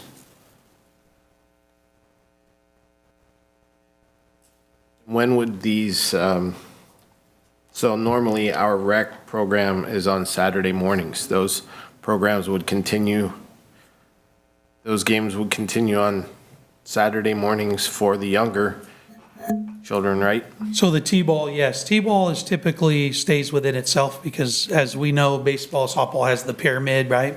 Right. So the younger kids, T-ball generally just does their own thing. You have 10 teams and you schedule the games here Saturday mornings for the younger boys and girls. And then 7 and 8, I did speak to the league, the county league. A lot of the schools or programs are not using 7 and 8s. They're also staying kind of in their own. But there are 7/8s available to play through county as well. So if we had, several teams at that age, because again, T-ball and 7/8s are your biggest amount of teams in those age groups, you could then just do that here Saturday morning. So now you're looking at 9, 10s, 11, 12, 13, 14, boys and girls would play Monday through Saturday, either here or away, depending on how the schedule is broken down. And the way I have it written in the exhibit is basically 8U and younger would definitely play internal. They stay home. Okay.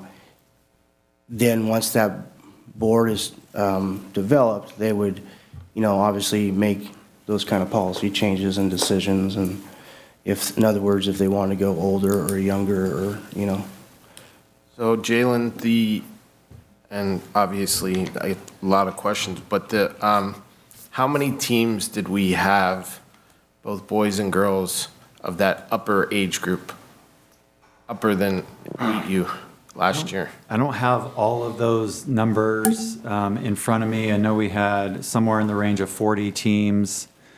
And, you know, the pyramid, the bulk of them are at the bottom. As you start to get older, kids get disinterested in baseball or other factors, right? And there's less and less teams.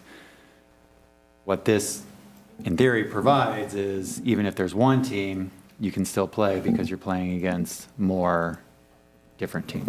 Councilman Stroman, I think the biggest issue I've seen, and Melinda could speak to this probably too, is as they get older, a lot of the kids that are looking for competition, because we're not developing it here, not giving them that avenue, they're leaving the rec group, and then that, you know, over time leads to a breakdown in community because you have more of an I mentality versus a we mentality kind of thing, is kind of, I guess, how I see it.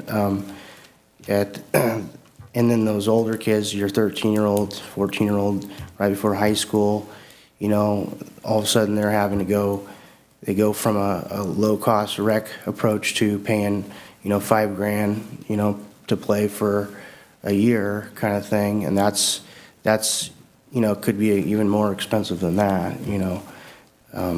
So it does give those kids that have potential talent an avenue to develop that talent at a much more reasonable price. The only reason I was asking about the number of teams is the availability for the community center. All right, 2 fields, right? Oh, gotcha. Yeah, so Jalen was saying that at 450, which is what, let's say, Hart Ransom has 4 fields, Modesto Christian has 4 fields. At 450, you have enough to play 1 game a week and have for 6 days. Sundays is always closed. And then you have one of those 6 days is available for rainouts, makeups, or scheduling issues. So if you have 450 and you're doing it with 2 fields, that tells me the majority of your children in the program have to be that 7, 8 or younger. So you're 9, 10 up, you know, generally you drop from 4 teams at 7, 8 to 2. And then you might field 1 or 2 at each age bracket moving that way forward, boys and girls. So that puts about 2, you know, if we look at it from a standpoint of 2 fields versus what we have over there, it's 24 teams for 4 fields. I'm assuming you're right around 12, 13 teams in the age brackets that would fit your 2 fields. And that's if we just kind of take that math and using the other 2 organizations I've been a part of, I would say you probably have 12 or 13 teams within that 9, 10 and up. So we have 2 dirt fields. For T-ball, we actually have 3 other fields that we are using. Yeah. So it's not just the 2 fields. We have 5 fields actually that we're using out there, but the 2 dirt fields are, so it actually divides out. My kids So play bad T-ball for the here, so yeah, T-ball. so like Hart Ransom and Modesto Christian both have just open fields, like we call them utility fields, and one is an old soccer field. They always put up portable backstops for the T-ball kids, and they all play on that. So they don't factor into your 2 fields.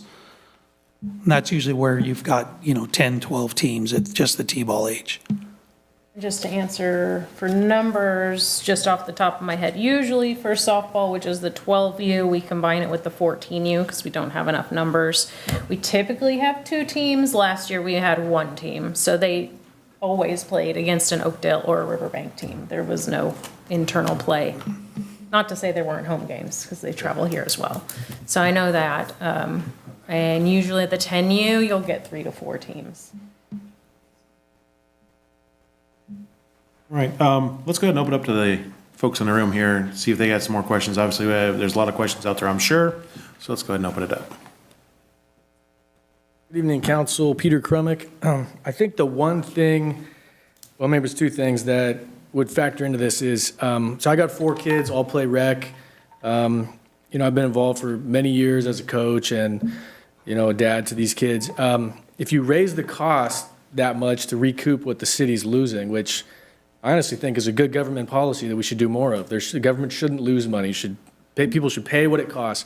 I don't really believe in government subsidizing things. And the other one is, I talked to somebody about this earlier. The thing that would prohibit me from signing my kids up for this is the travel. Driving to MC, driving to Red Shield. It just would. Right now I live next to the community center. It's easy. I can, get all my kids over there. And then my final thing is, I think rec baseball, like in the city, it's not a developmental league. I mean, it could be, I guess, if, you want to pursue it, but it's all about kids. So I coached a couple years ago, and, I'm always kind of helping coach. And, one kid shows up, he shows up to the first practice, doesn't even have a baseball glove. I mean, it's baseball. And I had to talk to his parents. I said, you need to get him a baseball glove because this is the sport we're playing. But it was about him learning the game and just being with, other ball players and having that experience. And it's about it. This is what I think about rec sports is, from the ages of 12 and under, probably 12 and under, the only thing that matters is that the kids are in a safe, fun environment. That's all it is. Right now my kids are in a competitive tackle football league. We ventured down that path, and my gosh, it's been an eye opener. I mean, it's doing more damage than it's doing good. It's just crazy. And so the competitiveness comes later, right? You get into high school, you see who's athletic, who's gifted, who's going to pursue it. So I'm not sure if my comments are going to be helpful. I love the idea of improving the system. I'm not super impressed with the Escalon rec baseball and kind of how it's run and things like that. But all that aside, it's just about the kids having fun and, getting together and having their coaches pour into them and, and care for them, and they make friends, and then you have a party at the end of the year. So I'm just not sure. I think to get to the end of it, if I knew I had to sign my kids up for rec baseball or softball, all four of them, which, I want to do, and I had to drive to MC or Red Shield or something, it would probably deter me. Just perfectly honest. That's all I got. Thank you. Thank you. I just have a couple questions. What did you say the cost would be? They're not Hasn't ironed been out. determined, but the math it would add about $90 per player. So we're looking at less than $200. Less than $200. Okay. Why would we not be using San Joaquin County? Do they not have a league? They do not? No. Okay. And then I happen to disagree with Mr. Crumick's statement. I think we don't have a baseball family, but we have a basketball family, and rec sports were the foundation for my son's competitive need to go to competitive sports. The rec program no longer offered the game rules, and I think that we now having to go to travel ball because when they get to be that age of about 8 or 9, we are seeing that the rec program is just not sustaining them. They want more, and they want more of the proper way to play. Now, I don't have any insight on baseball per se, but what I can tell you is my cousin has children that are in the current program. At about 8 or 9 years old, they became uninterested because of the lack of competition, the lack of the feel of a real coach. So they went to travel ball, and I agree for maybe the younger kids, it is easier to keep in town. But at some point, if she's paying right now per child $1,500 to $1,800 for a season, and that does not include travel or tournaments. So I think asking less than or around $200 is more than reasonable. But I would agree that under the age of maybe 8 or 7, that it be more of a rec-based program, because they are just learning the game and getting a feel for whether this is something that they want to pursue or not.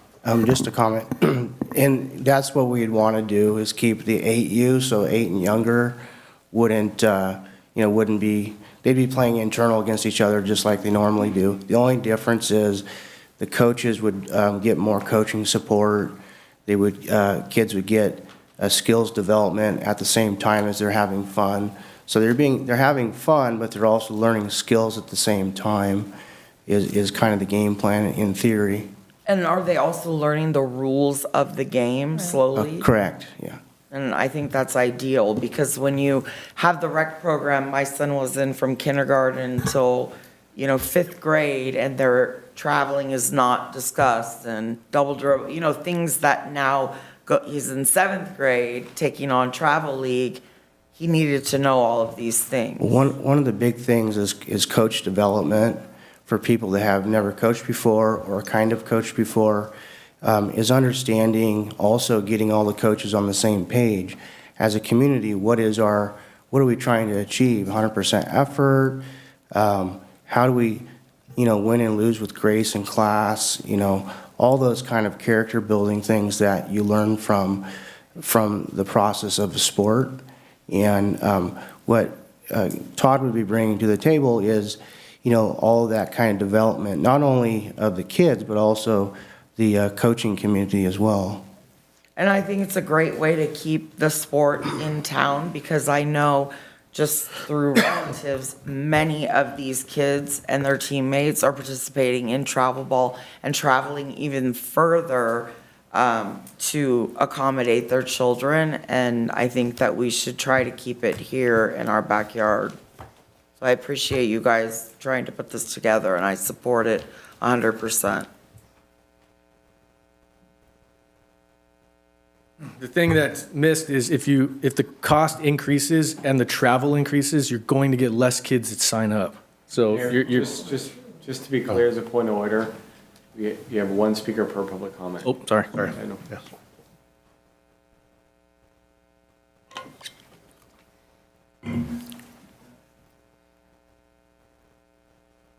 Well, good evening, council. A couple things. So you guys talked about the cost. Baseball's a pyramid scheme, right? Everybody talks about cost. That's a big deal.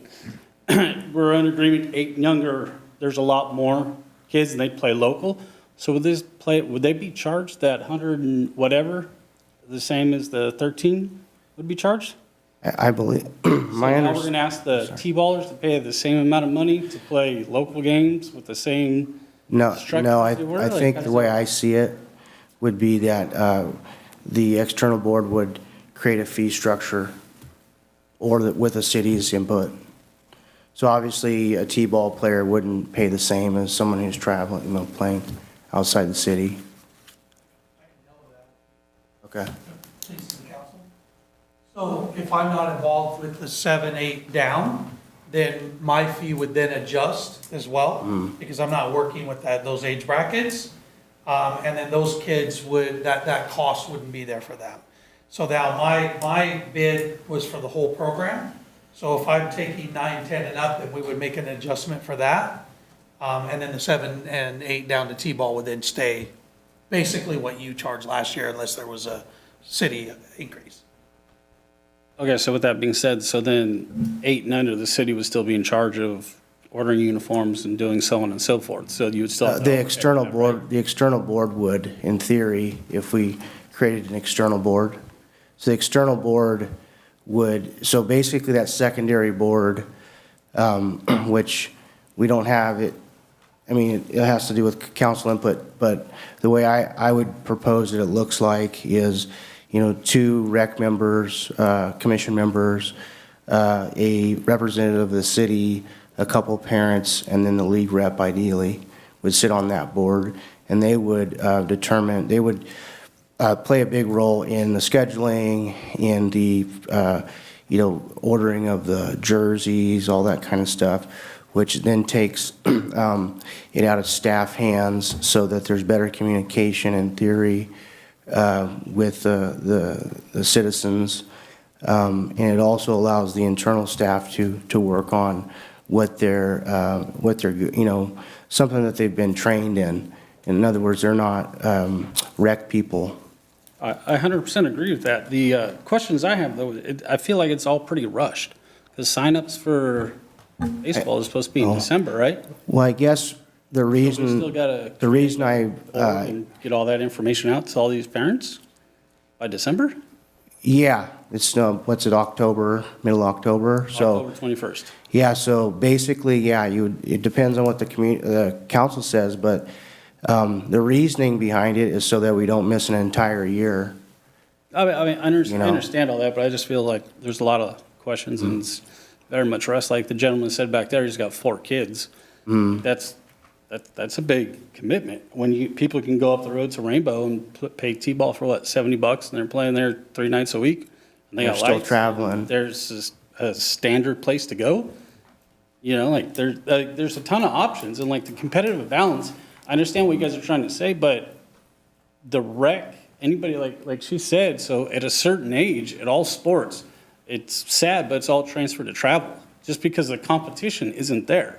Like, yeah, we want higher competition for the kids, but is Shiloh Paradise, has anybody seen the competition of those kids?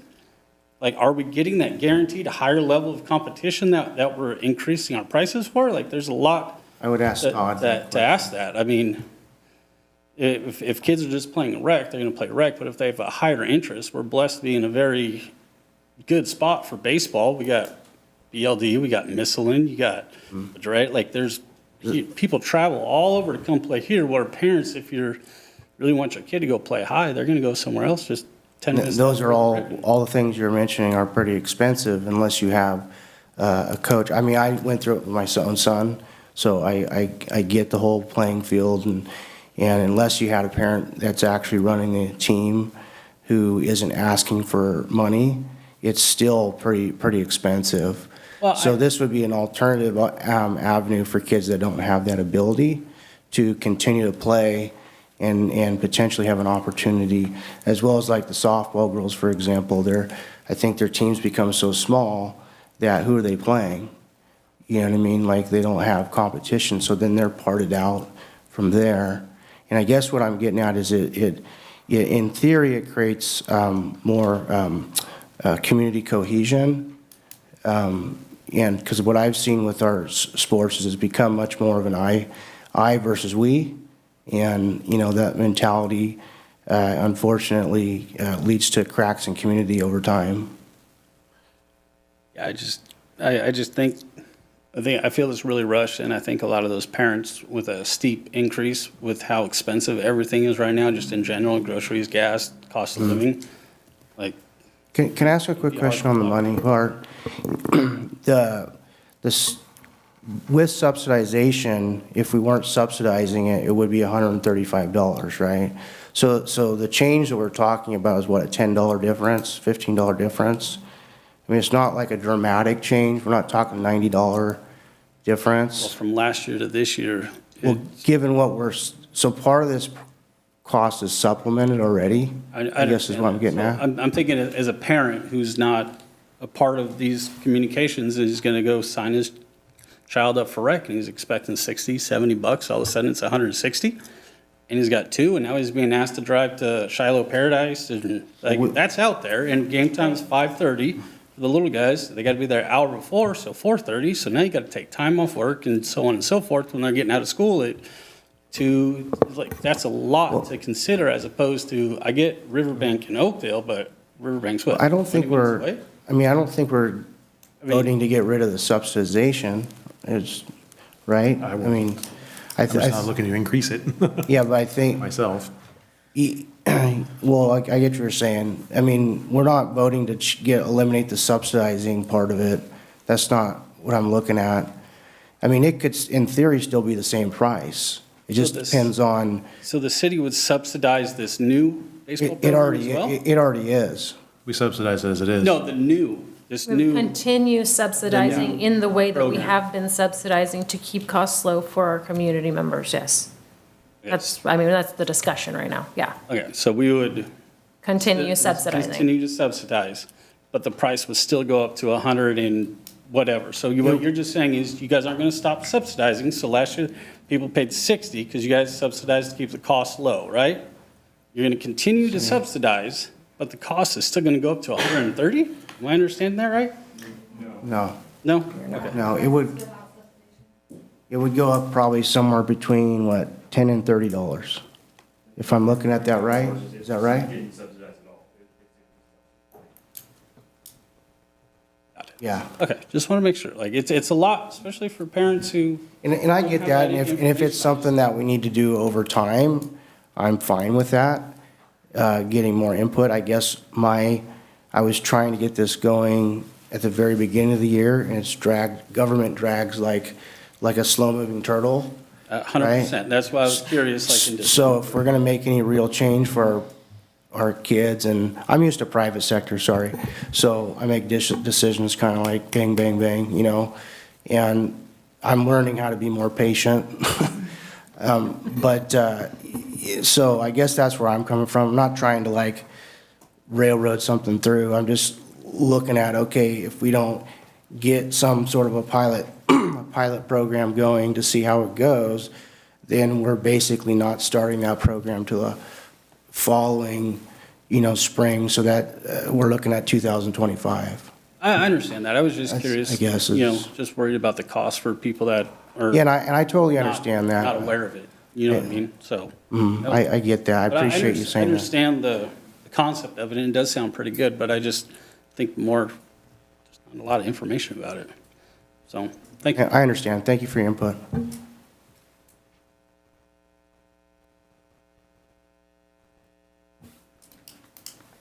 Hi, I'm Kayla Jefferson. My husband and I have coached several sports over many seasons.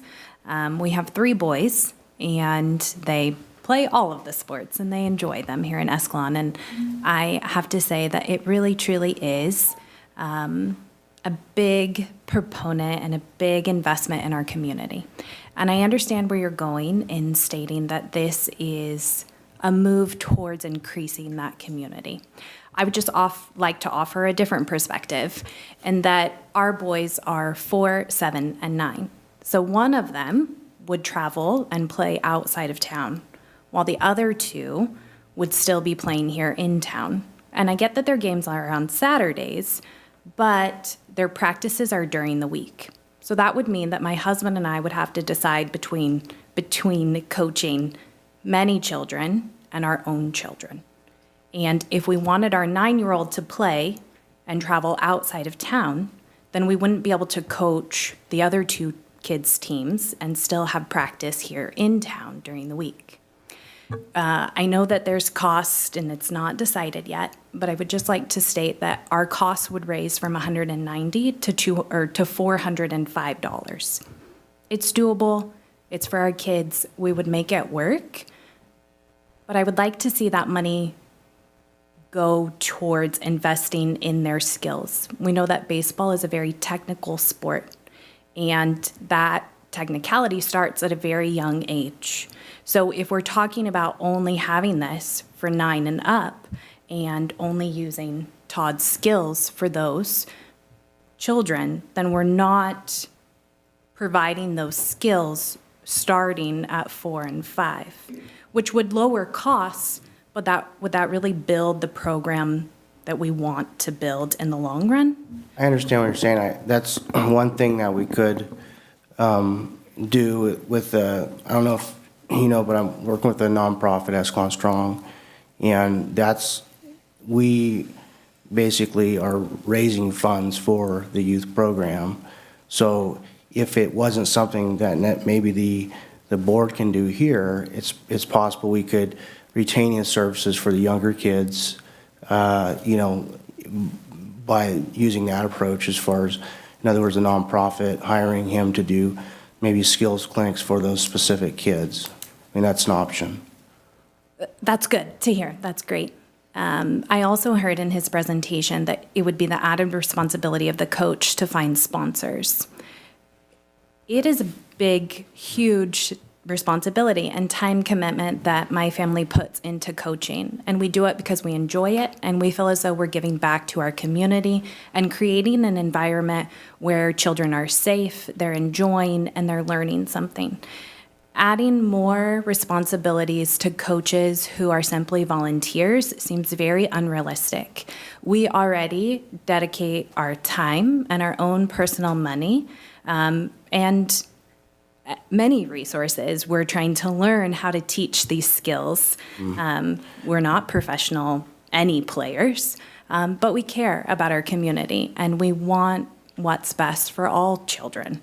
And when we hear prospects of getting coaching help, it's exciting and it's encouraging.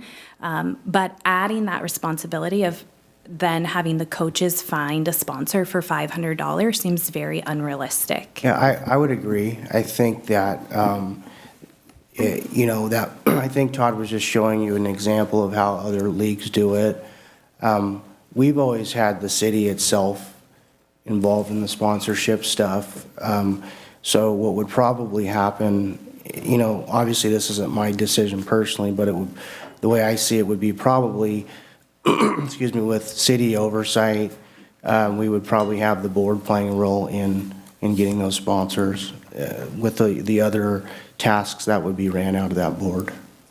So with these concerns, I would like to propose that the council take a step back, and November 1st, baseball signups open. It's just a few short days away. And if we want to build a program that is strong and long-lasting, I encourage you to consider this year as a pilot year where we potentially look at raising the costs, but still subsidizing for 1 year and using that increased cost to increase our coaches' abilities. And we provide clinics for our coaches and we build the skills for our youth. And then next year, we take on the competitiveness of an outside league. Because if we were to move towards this now, families have already committed to travel ball. So I don't foresee, and I could be wrong, but I don't foresee many families relinquishing their commitment that they've already paid thousands upon thousands of dollars to come back to a rec league. And we're also going to lose families because of our increased cost. And while we do have supplementation and the city is helping and other community events or community organizations are supporting, the fact of the matter is that the cost is going to increase for our families. So when you couple both of those things together, the likelihood of you seeing an increase in the number of families signing up for a rec league is probably slim. So if we took this year as a pilot year and we said we're going to increase our skills and we're going to slightly increase the costs with the thought that next year we'll join a more competitive league, I think you would find a lot more success, a lot more buy-in, a lot more people participating in a very thought out, structured plan instead of saying it's October 21st and signups are the 1st and now our costs have doubled. I think that's going to leave a really bad taste in our community's mouth. And I would hate the intent behind it to be lost because I truly believe that what you're doing is building a program that's going to be better for us in the long run. It's going to be a great feeder program to our high school programs, both softball and baseball, but we can't do that unless there are people. And we have to have our people buy in. And the only way we're going to get our people to buy in is if we do this in a very systematic and thought out way. So I would just encourage you to pause and think about this and maybe make a plan for 2025 while still doing things this year that show that we are investing in our community, providing skills, providing coaching, providing more support for our coaches, not less. Thank you.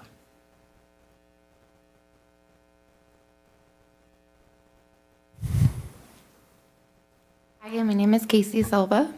I think we've heard a lot of different things, and I think it's a hot topic. One thing that I really liked about the program is that we would still own it and have a lot of say in it if we do it properly. I think that, and I could be wrong, but there's not a lot of overlap, if I remember, the way the season's built with like the travel and all that against soccer. But I thought that it was a great way that they could play, and if they do choose to travel, that's great. They can go on that way. Essentially, my point is I think we have a lot of options to keep it how we'd like it, but also give our kids the ability to play elsewhere. Coming from a coach or elsewhere, more competitively, whatnot. Coming from coaching, especially this last season, it wasn't that fun. It's almost like the Wild West sometimes, and you have coaches that are more than willing to help you if you don't know what you're doing, and then you have coaches that won't even talk to you.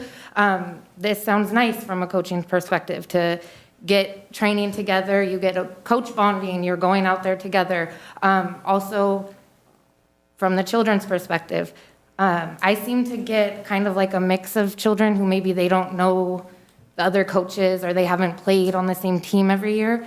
And some of them probably won't come back. And then some of those competitive ones don't want to come back because they're forced to play with kids that aren't on their level. So there's all kinds of dynamics, and we're never going to meet them all. One thing I hope is that we don't continue to wait much more. We're losing people to cities that are close that way. I hear lots of people are playing there and probably plan to continue that go that way. So we need to start thinking about what we're losing, what we can gain. I feel bad for the traveling aspect, but I see that we're traveling now. Another part of the traveling and practice, if you could help me, I believe there's not the practice, like we practice 3 times a week and then they play on Saturdays. It would be a game. A game 2 days a week. And that. And then the coaches would still have the ability to have practice a couple of times a week as So well. it's. And that would all be here in Escalon. Okay, so I just a reminder that 1 day travel. if we establish it properly and we have parent input, we can totally own it still and make it our own program. I know in the meetings we talked, and I'm glad it was addressed, that maybe levels of pay based on, age group and if you're traveling. Another thing that hasn't been brought up, but a reminder that this allows, if you want to be competitive, great, but if you want to be truly rec, you can be. So it opens it up to everyone instead of just someone that might want to play or has no other option because this is all we have. You can actually both come and play and be grouped into where you need to be. I think that that's a really hard part of the program now. And so I'm really excited about that and just wanted to outline that if this were to go through or if we look at other ways, I would like to just keep that in mind, the different A, B, and C, or however we label it. I really wish we brought that up a little more, but hopefully everyone knows about it. And then the last part, I think I lost it, but if I remember, I don't remember, but thank you. Thanks.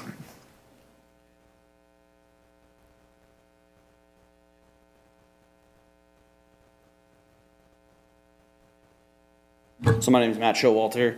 Couple questions, and I guess Pro Tem Hagan, the 7-8-year-olds are going to play on Saturdays in Escalon solely with the proposed program? That's how I would see it. Excuse me, the program from 8U wouldn't change. Okay. The only difference would be whether or not they have, additional coaching supplementation and skills supplementation, which in the original thought, I was thinking that they would also have some of that, investment into their, development. And that would be my feedback, is if the 7 and 8-year-olds are going to stay in Escalon exclusively, they still have those coaching resources and skills clinics. That's what I would like to, that's what I'd like to see also. Okay. And then I thought I saw in the contract that the summer and fall ball was still included in Todd's proposal. Is that the case? So the travel ball side of things, the council, too many people were bringing the rec and the travel ball and trying to combine it, right? So this is rec for rec is rec. Yes. But I still have my travel ball program that is an option, and it doesn't have to be voted on by the city council. We would just paper Escalon for kids that want to play travel, would be able to join the program that we're involved in. So rather than, right now, there isn't, and this is how it all started, there isn't a rec or a travel ball program for kids in Escalon from the ages of 13 up. And those kids are now coming to my program. That's how Mr. Hagan came, his boy came and played with us, and that's how this he shared with me his concerns, and this is where it all started from. So also at Modesto Christian School, you've got about 10% of their 480 kids are from Escalon playing the Modesto Christian banner in the county league. So that's why this is all kind of started from, to come here and talk with you. So when we talk about the pricing side of things, they're paying more to go to Modesto Christian and play over there and travel, right? And then there's some that are not. So that's why, you know, that's kind of where this, I guess this is just, this is where all started from, that's the direction we're headed. So yes, travel ball will be available for girls softball and for boys baseball for those who are interested. And then if I touch on the Riverbank, $70 for T-ballers, that is correct. You can go play $70 T-ball at Riverbank, but then you have to buy your uniform. They factor in the price of the insurance, and you have to buy your hat and your pants and all the things that go with it, which typically then bring it to pretty much the same number. That's also travel, it's not rec, even for T-ball. I think is ridiculous. And so the way that the proposal was submitted is that that $18,000 in that summer and fall ball is included in that $34,000. So if that's split out evenly amongst the 450 kids, that's $40 per kid. That I think if we're dipping our toe in the water of the county ball, that's a want, not a need at this point. So cost has been coming up a lot. And I think that the way that the contract was proposed from Todd is summer and fall ball is included in that, which is equivalent to about $40 per kid. So that should be taken into account if you guys are going to make a decision somewhat based on price. Is my math working out right? I'm just trying to find this contract. Is that in the agenda? Is that in the agenda packet? It was pulled up on the PowerPoint. The contract? I believe he's very close. So the way I understand it, just so I'm on the same page, is it's, Got it, thank you. if the city was not subsidizing the program, we would be paying $135 as a parent. If the city wasn't subsidizing this program, we don't know the exact number, but we're trying to give the high end of what that would look like, which, you know, is going to be a little bit more. It's going to be somewhere between $10 and $30, I think, because like what you said, 35, yes, 160, so 10 and like $25. Well, I can tell you, so if it's $16,000 for the spring rec typical league, for Todd to run that program for us or help us with that program, it's $36 per athlete if it's $16,000. If you include the summer and fall ball, it's an additional $40 per athlete. Correct, and that's not including being able to, you know, source different umpires, all that kind of stuff that can make that number kind of sway, you know, lower or higher, depending on what you're trying to achieve. Yep, and I'm not balking at the cost. I think the cost is worth it for an open-ended contract for Todd. If it's 1 year, if he doesn't do well and we fire him or do it on our own, like that's unheard of. He's putting his line or himself on the line that he's going to do a good job, and if he doesn't, he knows that like he could be out at any time. So I'm a proponent. I'm not a fan of the travel per se, but the proposed program versus how the program is today, I think that it makes sense for us to move forward with the county ball league. So, and I guess to a couple other points, I think we will see a drop in enrollment from 450 athletes if we do go to county ball. I don't know what that is from the 9+, but I do think that there will be an impact on enrollment from that 9+ age range if we do decide to go to county ball. But from a cost standpoint, for $36, it's a no-brainer to pull Todd in as a resource. Thank you. Have we consistently had about 450 for the last few years? Is that a pretty consistent number? It's been increasing over the last couple of years, but it's in that range. Hi, I'm Kayla Swanson. As a parent of a almost 8-year-old, I've been involved with the baseball since he was 4. And I went to this recreational meeting, the workshop. They were both like, 3 hours each about. So knowing the ins and outs, all the questions, I will say I do support it. I think that it helps the kids that want to better their skills, and it also creates a safe space for the kids that maybe don't have the skills, so that way they're not getting whooped every single game and then just don't want to play again because it's terrible experience. To preface that also, we had already decided that we were going to have to go to a different city for baseball for our 8-year-old, which sounds crazy, but there just isn't competition if you want your kid to hopefully play baseball in high school, because you start so early. Like, the kids going into baseball, if they haven't played travel ball from a young age, they don't stand a chance. Or they'll get on the team and they're never going to play, which is unfortunate. But this gives us a space where we're able to provide that for the community in a better manner than charging $2,000 for a travel ball team. And on the price side, I think that if they know what they're getting, it's going to be worth it. If we're looking at the $135 to pay for what we got this last season, I would not want to do that. But knowing that we're getting more effort out of the recreation, I think that it's worth it, and I think a lot of people would buy in if they just knew a little bit more about what they'd be getting. Pretty much it.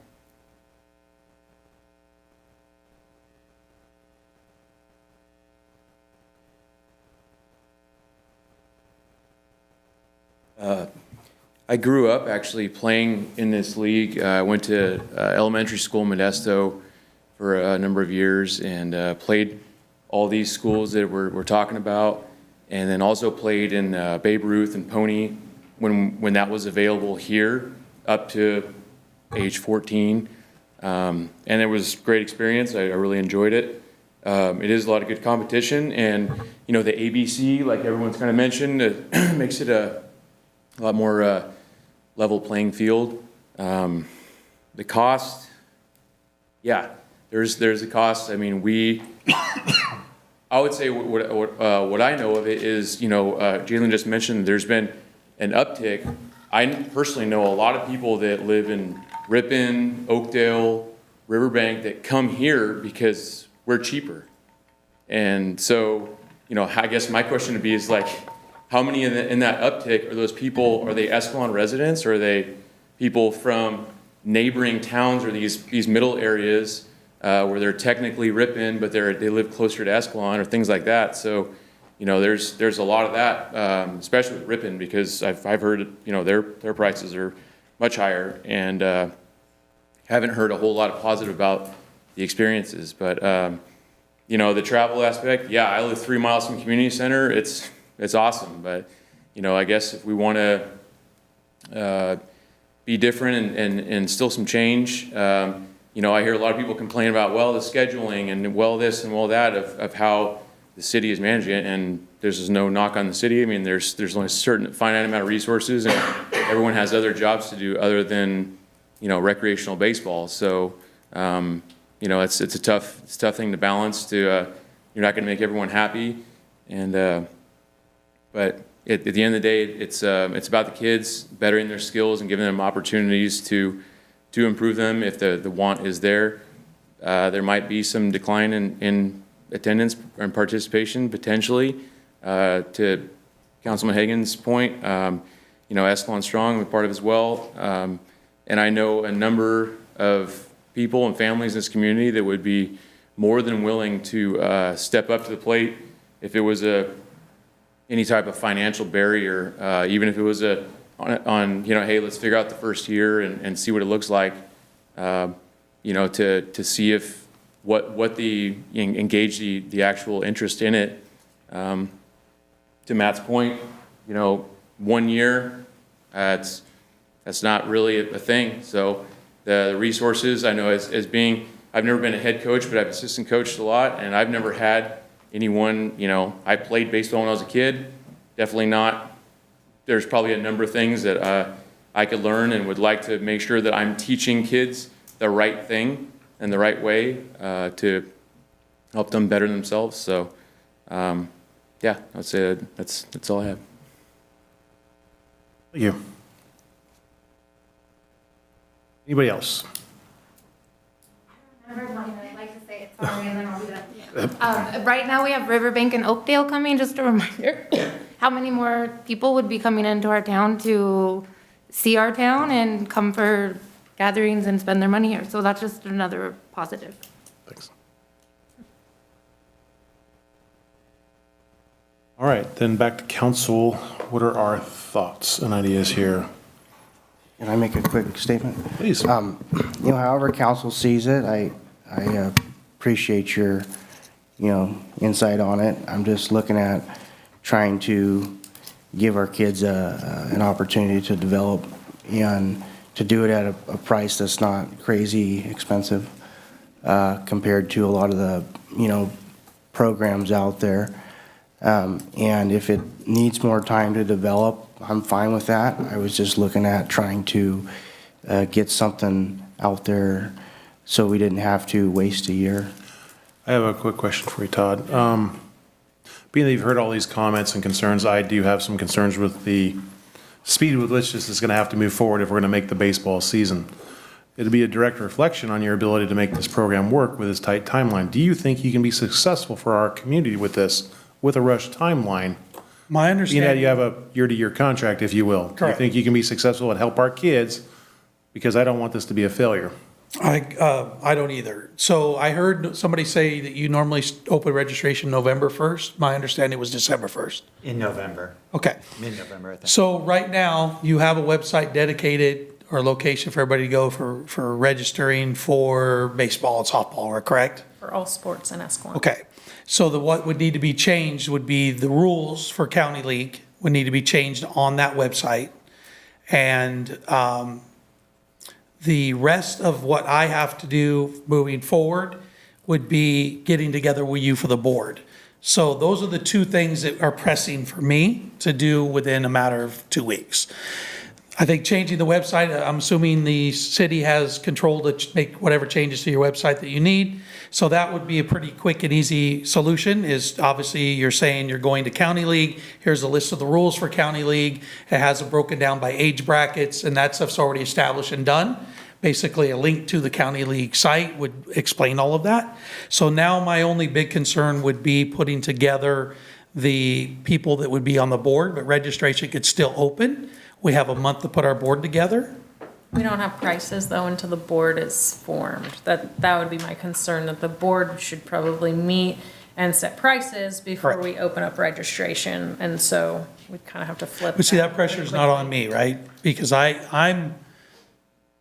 you tell me a number you have to stay within, right? As far as uniforms and umpires and the things, a bit cost of baseballs, those kinds of things. I can help with some of that because of the umpire situation. I think I can get you a better deal for the umpires by using youth versus professionals. Why are we hiring professionals for a recreational league? Baseball? Go ahead. Softball? I'll comment when you're done. Okay.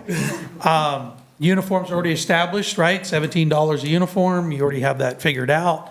So all I'm adding is, for me right away, is the registration days that would be public, which means that people who don't do online registration would have an opportunity to do it in person, but they also would be able to come and try on their uniforms. We would get shirts and pants or whatever we're going to provide for those kids to be able to try on. That saves us problems of having the wrong sizes. And it gives them a chance to then talk with all the people involved as well. And then setting up the clinics. That's still pretty simple because those timeframes aren't going to change, because your season would start the same with me as the Oakdale Riverbank season. So therefore, practices would start in February. March is when the games start. So our clinics would need to be late January, early February to knock the rust off and do those trainings. Meeting with meeting with the coaches, and that kind of thing would all take place the same kind of a time frame.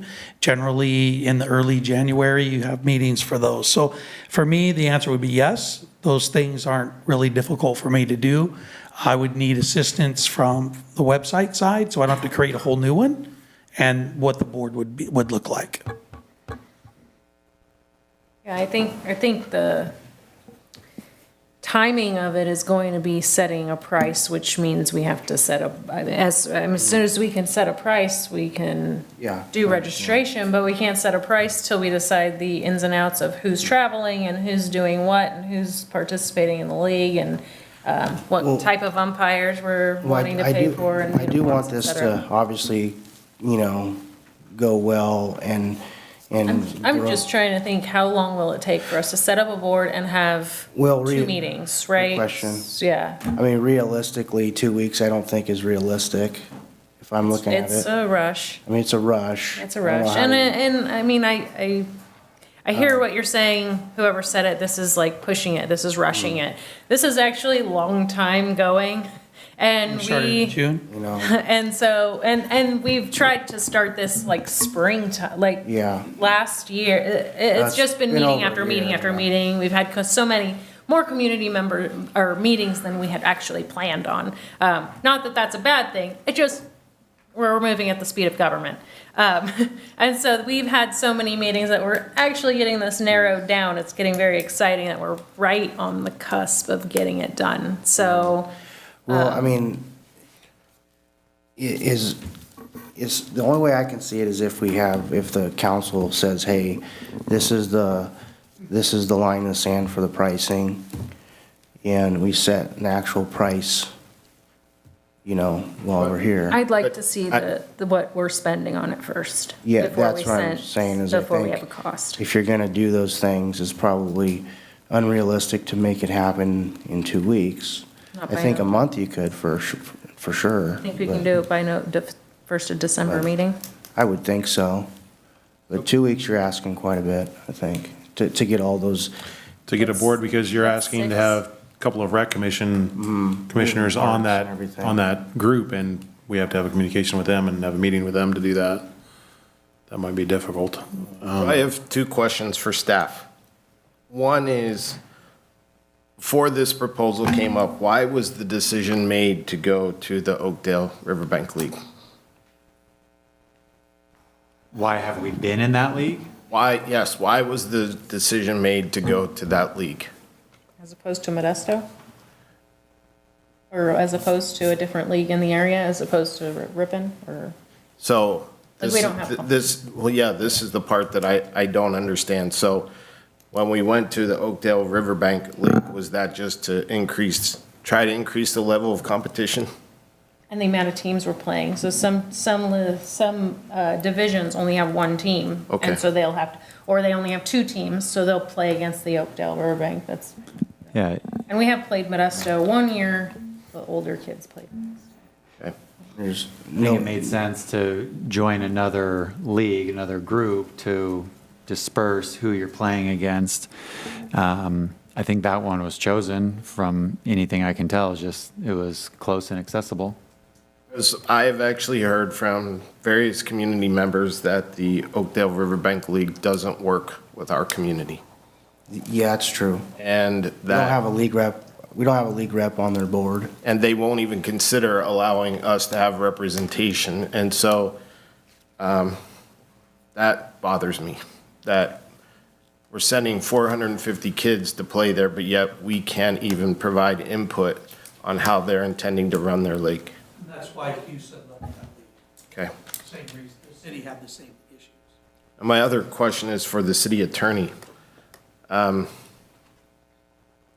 mean, do we have to issue an RFP?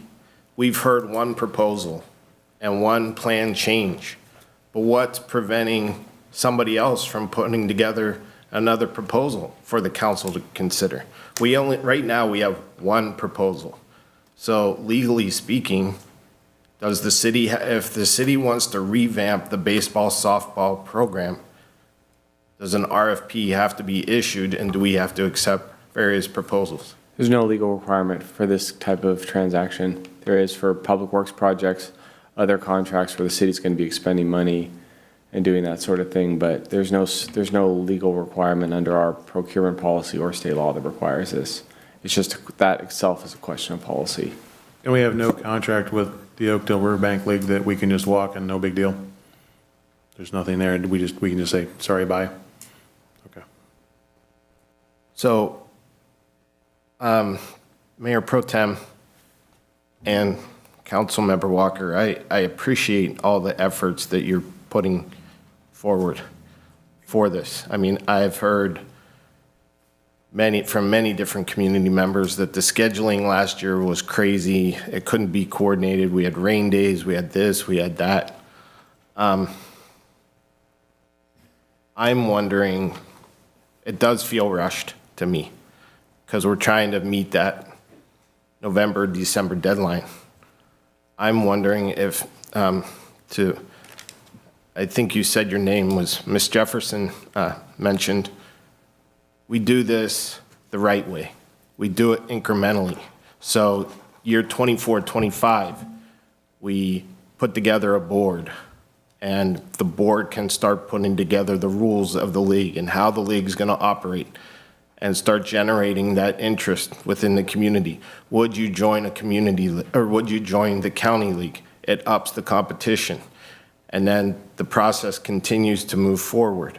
And then in 25, 26, then if the community as a whole says, sure, for our older kids, we will go to, we don't mind traveling. That's no problem. Then all of the rules are set up, everything's ready to go, and we move into that for the next year. My concern is that we're trying to do so much in such a short amount of time that something's going to break, something's going to fail. And if it fails, who suffers the most? And that's our kids. Well, I mean, I'm not against slow rolling it. I'm just looking at, if we do, like Ms. Jefferson had said, then we're still going to have to procure Todd, you know, as far as running skills clinics and all that kind of stuff, unless we're going to do it in a different way. But just comment, we've been trying to do it in a different way for at least 4 years, because even before I was on council, I was on Recreation Commission. And that's when Andy came, when I was on Recreation Commission, and we're trying to solve a lot of these problems, a lot of the coaching clinics. And Todd, you know, we finally found somebody that's going to help us solve our problems, because we've been trying to do it through the community in different ways for at least 4 years, I want to say at this point. And so, I mean, I would love There's definitely going to be some speed bumps. I mean, Can I That's what we're offer maybe a suggestion? Sure. I like what you say, and I agree, it's pushing, right? So what if you stayed in the league you're in, right? Or go to the county league, but still leave it in the hands of the city? Let me help you, assist you in the transition, do the clinics for the kids and the things that we've talked about for the kids. But we're not trying to create a board, we're not trying to create a whole new situation. The cost for you to play in Oakdale Riverbank, do they charge you per team? No, I don't believe so, no. Because the county league will charge you $25 per team. So there's not like a huge number to deal with there. That would give you an opportunity to be in the county league, or stay in the Oakdale League, but still do, as the young lady said, the clinics and the camps and the things to start pushing things in that direction might be a way to help alleviate. Well, yeah, because if we join the county league under the city, nothing against trying to form a board, I think that's critically important eventually. But what if we do the county league after 1 year and the community says, we hate this? Then you can walk away just like Then we walk Riverbank. away, we don't, but if they say, you're generating interest and you're generating people buying into the concept of the county league, and now we're gonna form a board, and now we're gonna do this for real, we're gonna rip the Band-Aid off, as opposed to trying to do it rushed the whole way through, it just. So the only thing, if you did go to the county league, it stayed with the hands of the city, then basically all you're paying me from that point is to put the clinics on, which would adjust the, and the camps for coaches and kids. I would adjust your number, save you some money. I would still help you as far as the liaison as the rep that would go to, so that you're not sending a city person to a league meeting. They're usually weekly as we get closer, and then they're monthly once the season starts. That could all push you in the right direction, but still leave it in the hands of the city. The county league, like I said, is, again, you can walk away from it just like you can from Oakdale Riverbank. So there's no contract that you have to stay there. There are teams from the house church and from a couple other organizations that only put 3 or 4 teams in. So that's something that you could also look at after the first year. If it's momentum's building, but some of these others didn't like it, it gives you options. You don't have to put all your 9, 10 through 13, 14s in. You could put 1 or 2 teams in. But I'll tell you, honestly, Todd, what scares me is the scheduling. Because I have heard so many complaints from so many parents that the scheduling was crazy last year. From Oakdale Riverbank League? No, from trying to rearrange and reschedule games here in Escalon. And it was the rescheduling of the games is something that the city staff couldn't handle. So in that model. Well, that's where my support would come, right? Yeah. So in the county league, you play 2 days a week. You have a 1 game at home and a 1 game away. Coaches determine what day of the week works for them for their home game. So we know, for example, some of the families that Saturdays are better for, they could take the Saturday morning game. And then the travel game day would be at the mercy of whatever that coach was given at his location. So that gives you 1 day of travel, 1 day at home. And that day could be a Saturday for those families that it just can't do it during the week. I was always self-employed so weekday games worked for me as a coach because I was self-employed. Saturdays for me were very tough, but those families that need Saturdays, you've got a 8 o'clock or 9 o'clock game, and they run on an hour and 40 minutes. So then you are able to move forward, and the older kids play 2 hours. So that gives you the ability to have several games on Saturday. Okay. So that would help you with that part of it. And then you have somebody to help with rescheduling as well. Rain out days, as we always leave 1 day a week open, generally a Thursday, because that's a day that can make up for your rain outs and that kind of stuff. Also, the county league allows you to play a little longer to make up those days as well. Just if that helps. Yes, thank you. So I have a couple comments now. So just on the whole program itself, because some of these things have changed in the proposal today from the last meetings and whatnot. So just a couple of comments is, I know you said something about first of all, I'd want to keep the subsidizing the first year at the very least. I know you said something about the sponsors and the sign advertising. We have been doing that. And I would want to continue, I wouldn't want to put that on the hands of the coaches. That would not be something directly. Correct. Okay, directly on the hands of the coaches. I would want that still going through the program, city, something like that. If you have a lack of sponsors for the league to go forward, obviously you reach out to parents and coaches and do we have any more sponsors? And honestly, you reach out to last year's sponsors and a lot of them will just re-sponsor, or the advertisement. We have those advertisements every year, the banners that go up. A lot of those people, they want to continue to advertise, and we can do that as well. I wouldn't want to put that on the hands of our coaches, at least starting now. Sure. I am aware that other nonprofit baseball, softball leagues have more, the parents have more responsibilities. They have to work snack bar regularly, they have to. It depends on the program. It depends on the program, right? And I wouldn't want to put all of this on our parents and the program all at once. And then the other thing that I had just seen today is your umpires. You do want to go to the high school, and I would, if we have a board, I would want to go to the board and have them consider staying with our umpire services. It is worth the cost. We do play in other places with high school umpires, and you can very much see the difference. Absolutely. It is a battle sometimes. There's not so many umpires that know softball rules, speaking as a softball player, over baseball rules, and so you have coaches on the team, on the field. We end up being the umpires on a regular basis. And Not those that are I'm saying just suggestions for cost purposes is all. I understand. I agree with you. I I would would, rather have a service that I pay a flat rate to. Yes, but and if it we fits have a within your great budget. service, and you can tell from one city to Sure. another the quality of the game, and having somebody that has been trained as an umpire to field questions from coaches and parents. And when you're coming out a 14-year-old, sometimes those crowds can get a little difficult. Yes. So I would propose that we stay with them, but that would be up to possibly a board that we are possibly talking about.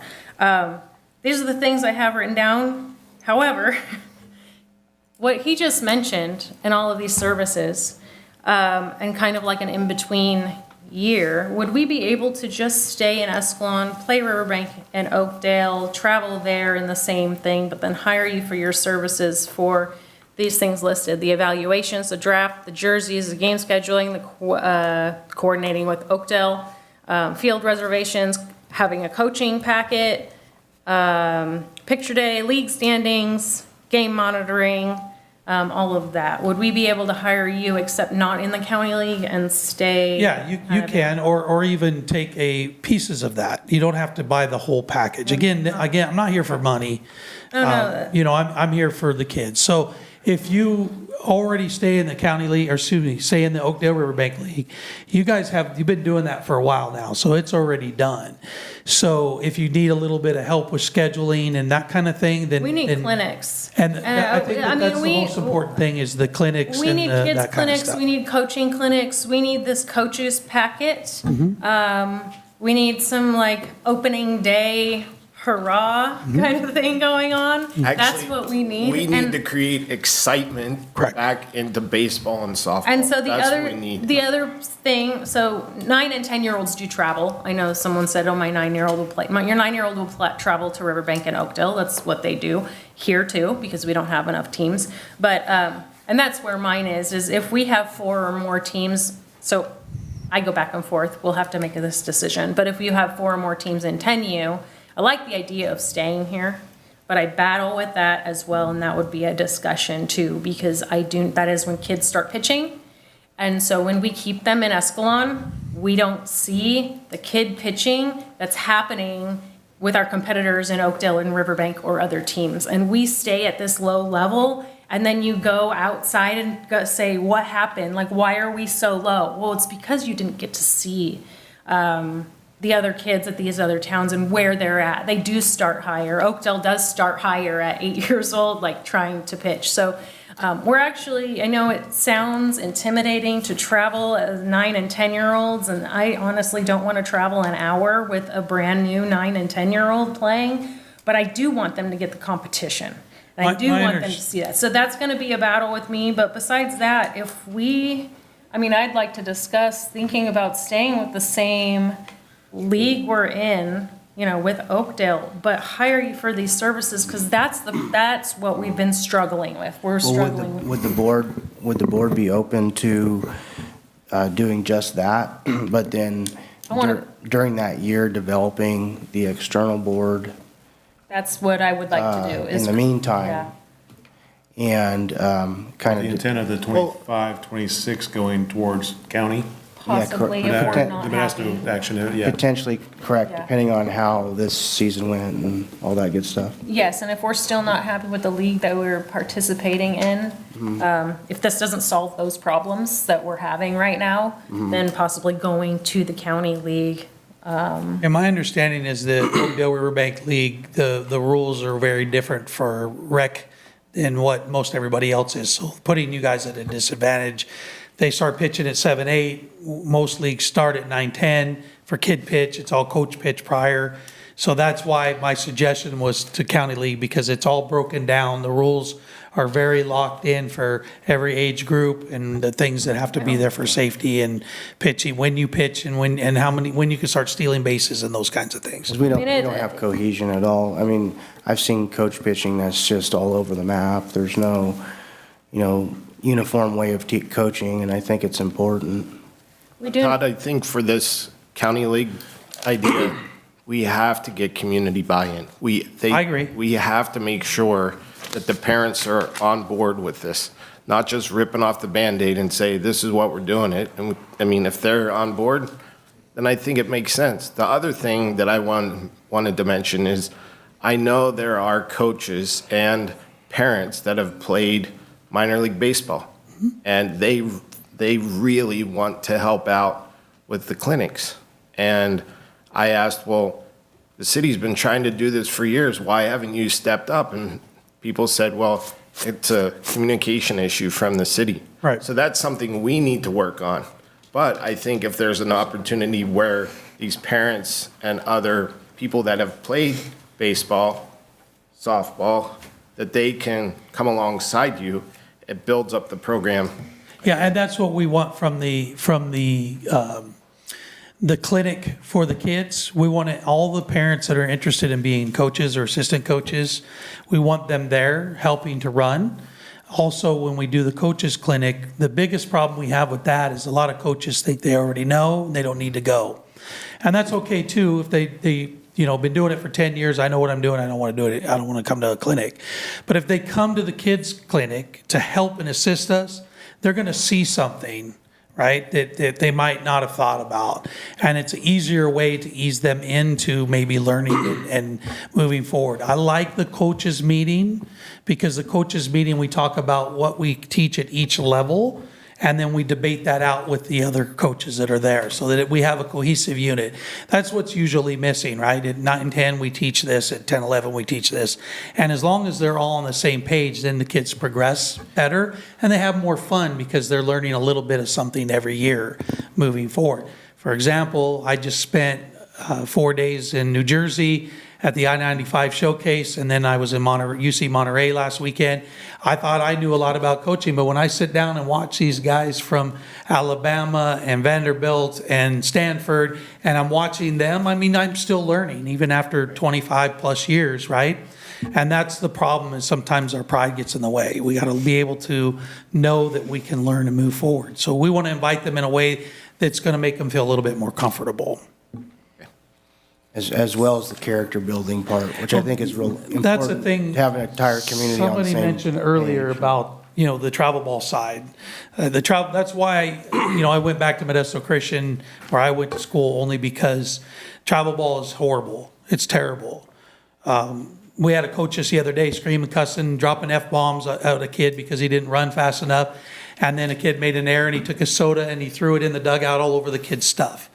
And that's an everyday occurrence if you're in the travel ball world. So that's why my whole premise of what we do from rec and travel is, and because I come from Modesto Christian, it's building good Christian men and women, right? So just building good men and women that will be better when they get married and get a job, or their neighbors and the people they have to learn to deal with. If we are teaching them the right way to deal with people as a team, that we all know that progresses on in their life. And so that's the main focus of what I try to do, is as long as we treat the kids the right way, and we're not cussing and screaming at them, it's rec ball. They're going to make errors. Look at the major leagues. They make errors all the time. So, but it's teaching them to pick the guy up who made the error, pick each other up, pat them on the back, go work together. And those are the things that are missing in the travel world of whatever, basketball, football, baseball, whatever, softball. So that's our big thing that we really want to impress on the kids. So let's say we were able to hire you as an administrator and stay in the league that we're in, but get all the other benefits. Absolutely. Would the kids that are in the Escalon League still have that opportunity to join that summer travel ball league with you? Absolutely. We'll have a camp coming up. In fact, we just set the 2 dates. Okay. And we're going to have where they can come and be a part of the travel. And again, that's keeping rec and travel, because I know that was a problem early on when we were meeting. Well, no. Keeping those separate, but that opportunity is still there. Okay. When our travel ball programs, we charge each kid for the insurance and whatever league we're in. We divide that out by however many kids are on the team. So again, keeping that cost very low. I think it was $170 for the whole season, summer and fall, for the last group. And then the clinics and all that stuff are all free for the kids that would be part of the Escalon program, as well as they are for the program I already have. So that's how I ended up with, I don't know, half a dozen Escalon kids out there in our program already. So if you do that, you can turn around once the city decides, let's just say we go with that idea, you can get a number pretty quick to the city staff on what your cost would be if we stayed in the league, like Councilman Walker mentioned. You provide the services we're talking about, you can get the number for just that, and that would drive, okay, based on that, what we know our hard costs are today with our program, what that cost increase would be, so we can provide that to the community so they know what it's going to cost to play ball in our town, right? We're talking like 4 camps, 2 for boys, 2 for girls, and the coaches camp and a coaches meeting. So I could figure that out I'd probably have that for you before the end of the week. And you have several coaches coming out with you to run those clinics, is Yes. that correct? Right now, we have, in the boys' side, we have 3 ex-minor league players, plus myself, and 2 collegiate college pitchers that would help be a part of the camp. And on the girls' side, we have 2 All-Americans and 3 Division I girls softball players that take care of the girls' side. Okay. And then that would also include like the packet and all of like this whole list we have. up Yeah, for the you. packet Okay. for the coaches packet and that kind of stuff, I already have those in place from the other, and I could give you the ones from the other county ball programs I've been involved with. And then that way you can implement it and make changes that you see fit for basically the basic rules of conduct for coaching that you want to put together. You don't have anything in that in place now? No. Okay. Todd, But I'm just confirming that all else stays same except for the league that we're playing Yeah, in. Like, we're absolutely. still gonna get all of those benefits. I'm just confirming Yeah, that that's so what I'm charging we're talking for about. me to run the board, do the league, rep stuff, that stuff's all going away. We would just subtract that all out. hey, Todd, can I make a recommendation? Yes, sir. Can you take literally a list and say, this is what I charge for this is what I charge for this? That's what I was, And then that could be come back to council. We invite you that made the effort to come tonight, and we can decide together, okay, this is how we're gonna move forward. These are the services that we're gonna ask Todd to perform. And then I think that provides the roadmap, what we need for 24, 25. not a problem. We just Does that table work this for idea you, to the next meeting Mayor Pro in Tem? November is what I think I'm hearing. I think so. I think he needs to, we need to figure out. So we need a menu pricing from you, Todd, it sounds Well, like. unless somebody else wants to make If a that's- unless motion there's a of motion some we other wanna form. make. Yeah. I'd like to make a motion to table this decision until the November next, 4th, the I think next, is our next meeting. the next council meeting. Is that still gonna give us time to be able to, with that in mind, mid-November, updates to pricing and getting it out there for signups and everything, we still be able to make that? Yeah, confirm that registration usually starts November 15th. I think there's some wiggle room in there if we needed to push it back. We have a lengthy registration process. so. Okay, good. And then, just to put it out there, I do want to form some sort of board, external board, but not by November. Yeah, I Right, think- so in this whole season and this process, we'll try and Yeah, I think have some that's sort of exactly what advisory we'll do. board. I Yeah. agree. Does that work for you, Mayor Pro Tem? Yeah, that works for me, great. I think as long as we're moving forward, we're pushing the ball forward, so to speak, in wrong sport, but that's all that matters to me. I want to see our kids thrive, I'm Well, we got I'm not a almost- big fan of mediocrity, so. All right, I'll make a motion to table this discussion until the first meeting in November 4th, and ask Todd to come back with revised proposal. I'll send all the information ahead of time so you'll have opportunity to look That would be great. That way we can kind of have our ducks in a row for that. City can take that in consideration for proposed potential pricing, depending on what we decide to mix and match with, if you guys can kind of have that prepared for us as city staff. I don't know if a motion is needed. It seemed That's like what I I was was- getting a lot of consensus direction to move along, so unless there's any objection, we'll just take it as consensus. That's fair. I remove my motion. One objection isn't going to do it, right? You still have consensus, right? Yeah. Yeah.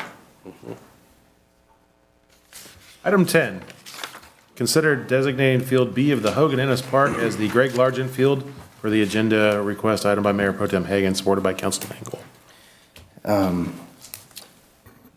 Is Zach still out there? I can't quite see. He just No. He left? He'd left. Okay, well, his family obviously has the name on the park with the Ennis's, and they were okay with the field being named after Greg Largent versus Field B. And obviously Greg Largent has been a big staple in our baseball and softball community for a long time and unfortunately passed away. And so I was looking at how we could, honor him in the long run in our community, because he's given a lot to the baseball and softball community through the years. So this is why it was brought to the council. I spoke to the family, and they were okay with it all as well. Sorry. Any questions at the council level? Second that. I mean, he started as my neighbor, and then he was my teacher, and then he was my softball coach, and then he was my mentor. So I wouldn't be sitting here if it wasn't for him. So I can't say enough about how great Greg was. I played Sorry, ball with him. Greg. He was a coach for me I as know, well, don't and tell me. yeah, I don't see any objection whatsoever to this. Yeah. Mayor Pro Tem, I think that this was a fantastic idea that you brought forward to the council.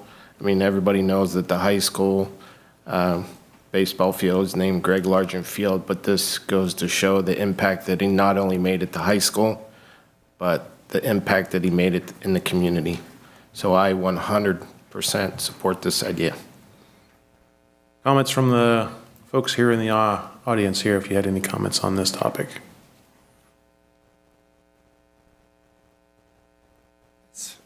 I do, thank you. A great idea. He's due that recognition. As a suggestion, I would entertain the idea, whoever comes up with the sign or the wording, that they include number 9. Definitely. I'd agree, there's no question about the 9 has to be involved with that. So with that, could we, Fun fact, he Instead of- also brought the cougar head back. Yeah. Just saying. So maybe that cougar head with the 9 would be great. Yeah. so this is probably a little bit too in the weeds, but instead of calling it Field A and Field B, can we call it Field A and Field 9? Or Greg Largent Field, and just, Francis Getty Field. Sketty Field, we have Sketty Field and Greg Largent Field, yeah.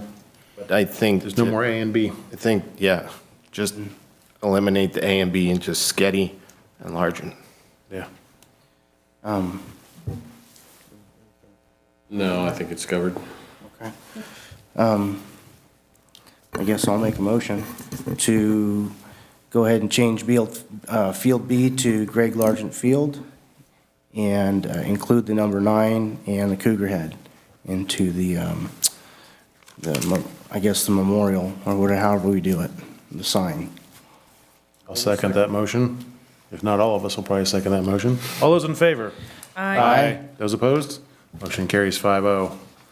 Next up, we have council communications. Councilman Stroman, what do you got for tonight? Thank you, Todd. First of all, thank you to all the community members for taking the time to provide feedback on the baseball, softball league. It's very, very important. Hopefully you come back for that next meeting in November and we can solidify this, make a decision. Thank you to staff for doing the great job that you guys are doing. It means you better hurry up. The alarm's going off shortly. There we go. Yeah, it's just biting my tongue. November 5th is the election day. Just wanted to say good luck to all the candidates out there. 15 days away. And then it was touched on briefly about Measure P. And while no one likes for taxes to be raised, I need to cut you off there. I know there was a request from somebody in the public, and this gives me an opportunity to educate everybody. So before you say whatever you're going to say, the council, you can blame me, but the council, you can really just blame state law. The council is prohibited from advocating for or against a measure from behind the dais. They can't use the council's time and resources to do that. They're allowed to do it in their own private capacity as individuals. So it's not that the council doesn't feel a certain way about it. I would just refer you from the city's perspective to the materials we have online that provide information. I don't know if Jalen, you want to provide, I don't know if you have the website URL off the top of your head, but we have a dedicated page on our website that provides a lot of the information regarding the measure that's educational in nature and informational. So I just wanted to put that disclaimer out there. And, you know, if I didn't steal all your thunder, go ahead. That's okay, Frank. Yeah. Well, while I cannot publicly say if I support it or don't support it, I will ask the community to remember that if it does move forward, those funds do stay locally here in Escalon. Something to consider as you fill out your ballot. That's all I have to say. Thank you. Councilman Walker, what do you have tonight? Okay, well, Kurt left. He asked about Measure P. Sorry, Frank, I'm going to say it. But we have been advised by legal counsel that we are only to educate and inform on Measure P, which we have tried to do, and, tried to give information to you where the website is, and you can please share all of that online so they are educated and informed on all of that. Share that on your, on your social media so that people are educated and informed on that when they make their decision. If you've been paying attention, our budget is beautifully tight. And we've pared some things down. Our budget is tight, but it looks good, and we're not over, as much as we used to be, as much as we were in the past. We do keep trying to find more money, and if Measure P did pass, then that would bring us a little bit more wiggle room and not be so tight in the community. So please vote if that is something that you wanted to go forward. Please vote your opinion on Measure P, depending on how you feel about that. So that's my education and informing. All right, and the other, let's see, we talked about the water, surface water. And personally, I know we have different opinions, as we should. My personal water, I've been in Escalon for many years, 30-something, almost 40 years. My personal water quality is declining coming out of my tap, and it is noticeable. And that's all the well water, and well water has gone way down. So I can very much notice on my hair and skin how much my water has decreased, the quality of my water, and I'm excited to move forward with the surface water project. Hopefully, if we can get these grants, and move forward. And this has been on the books since the early 90s of us going forward with the surface water project. And I'm very proud of how far we have moved forward in this last year, and what this council has been able to do, and what the staff has been able to do to move this project forward, to have healthy and safe water for our citizens and our community.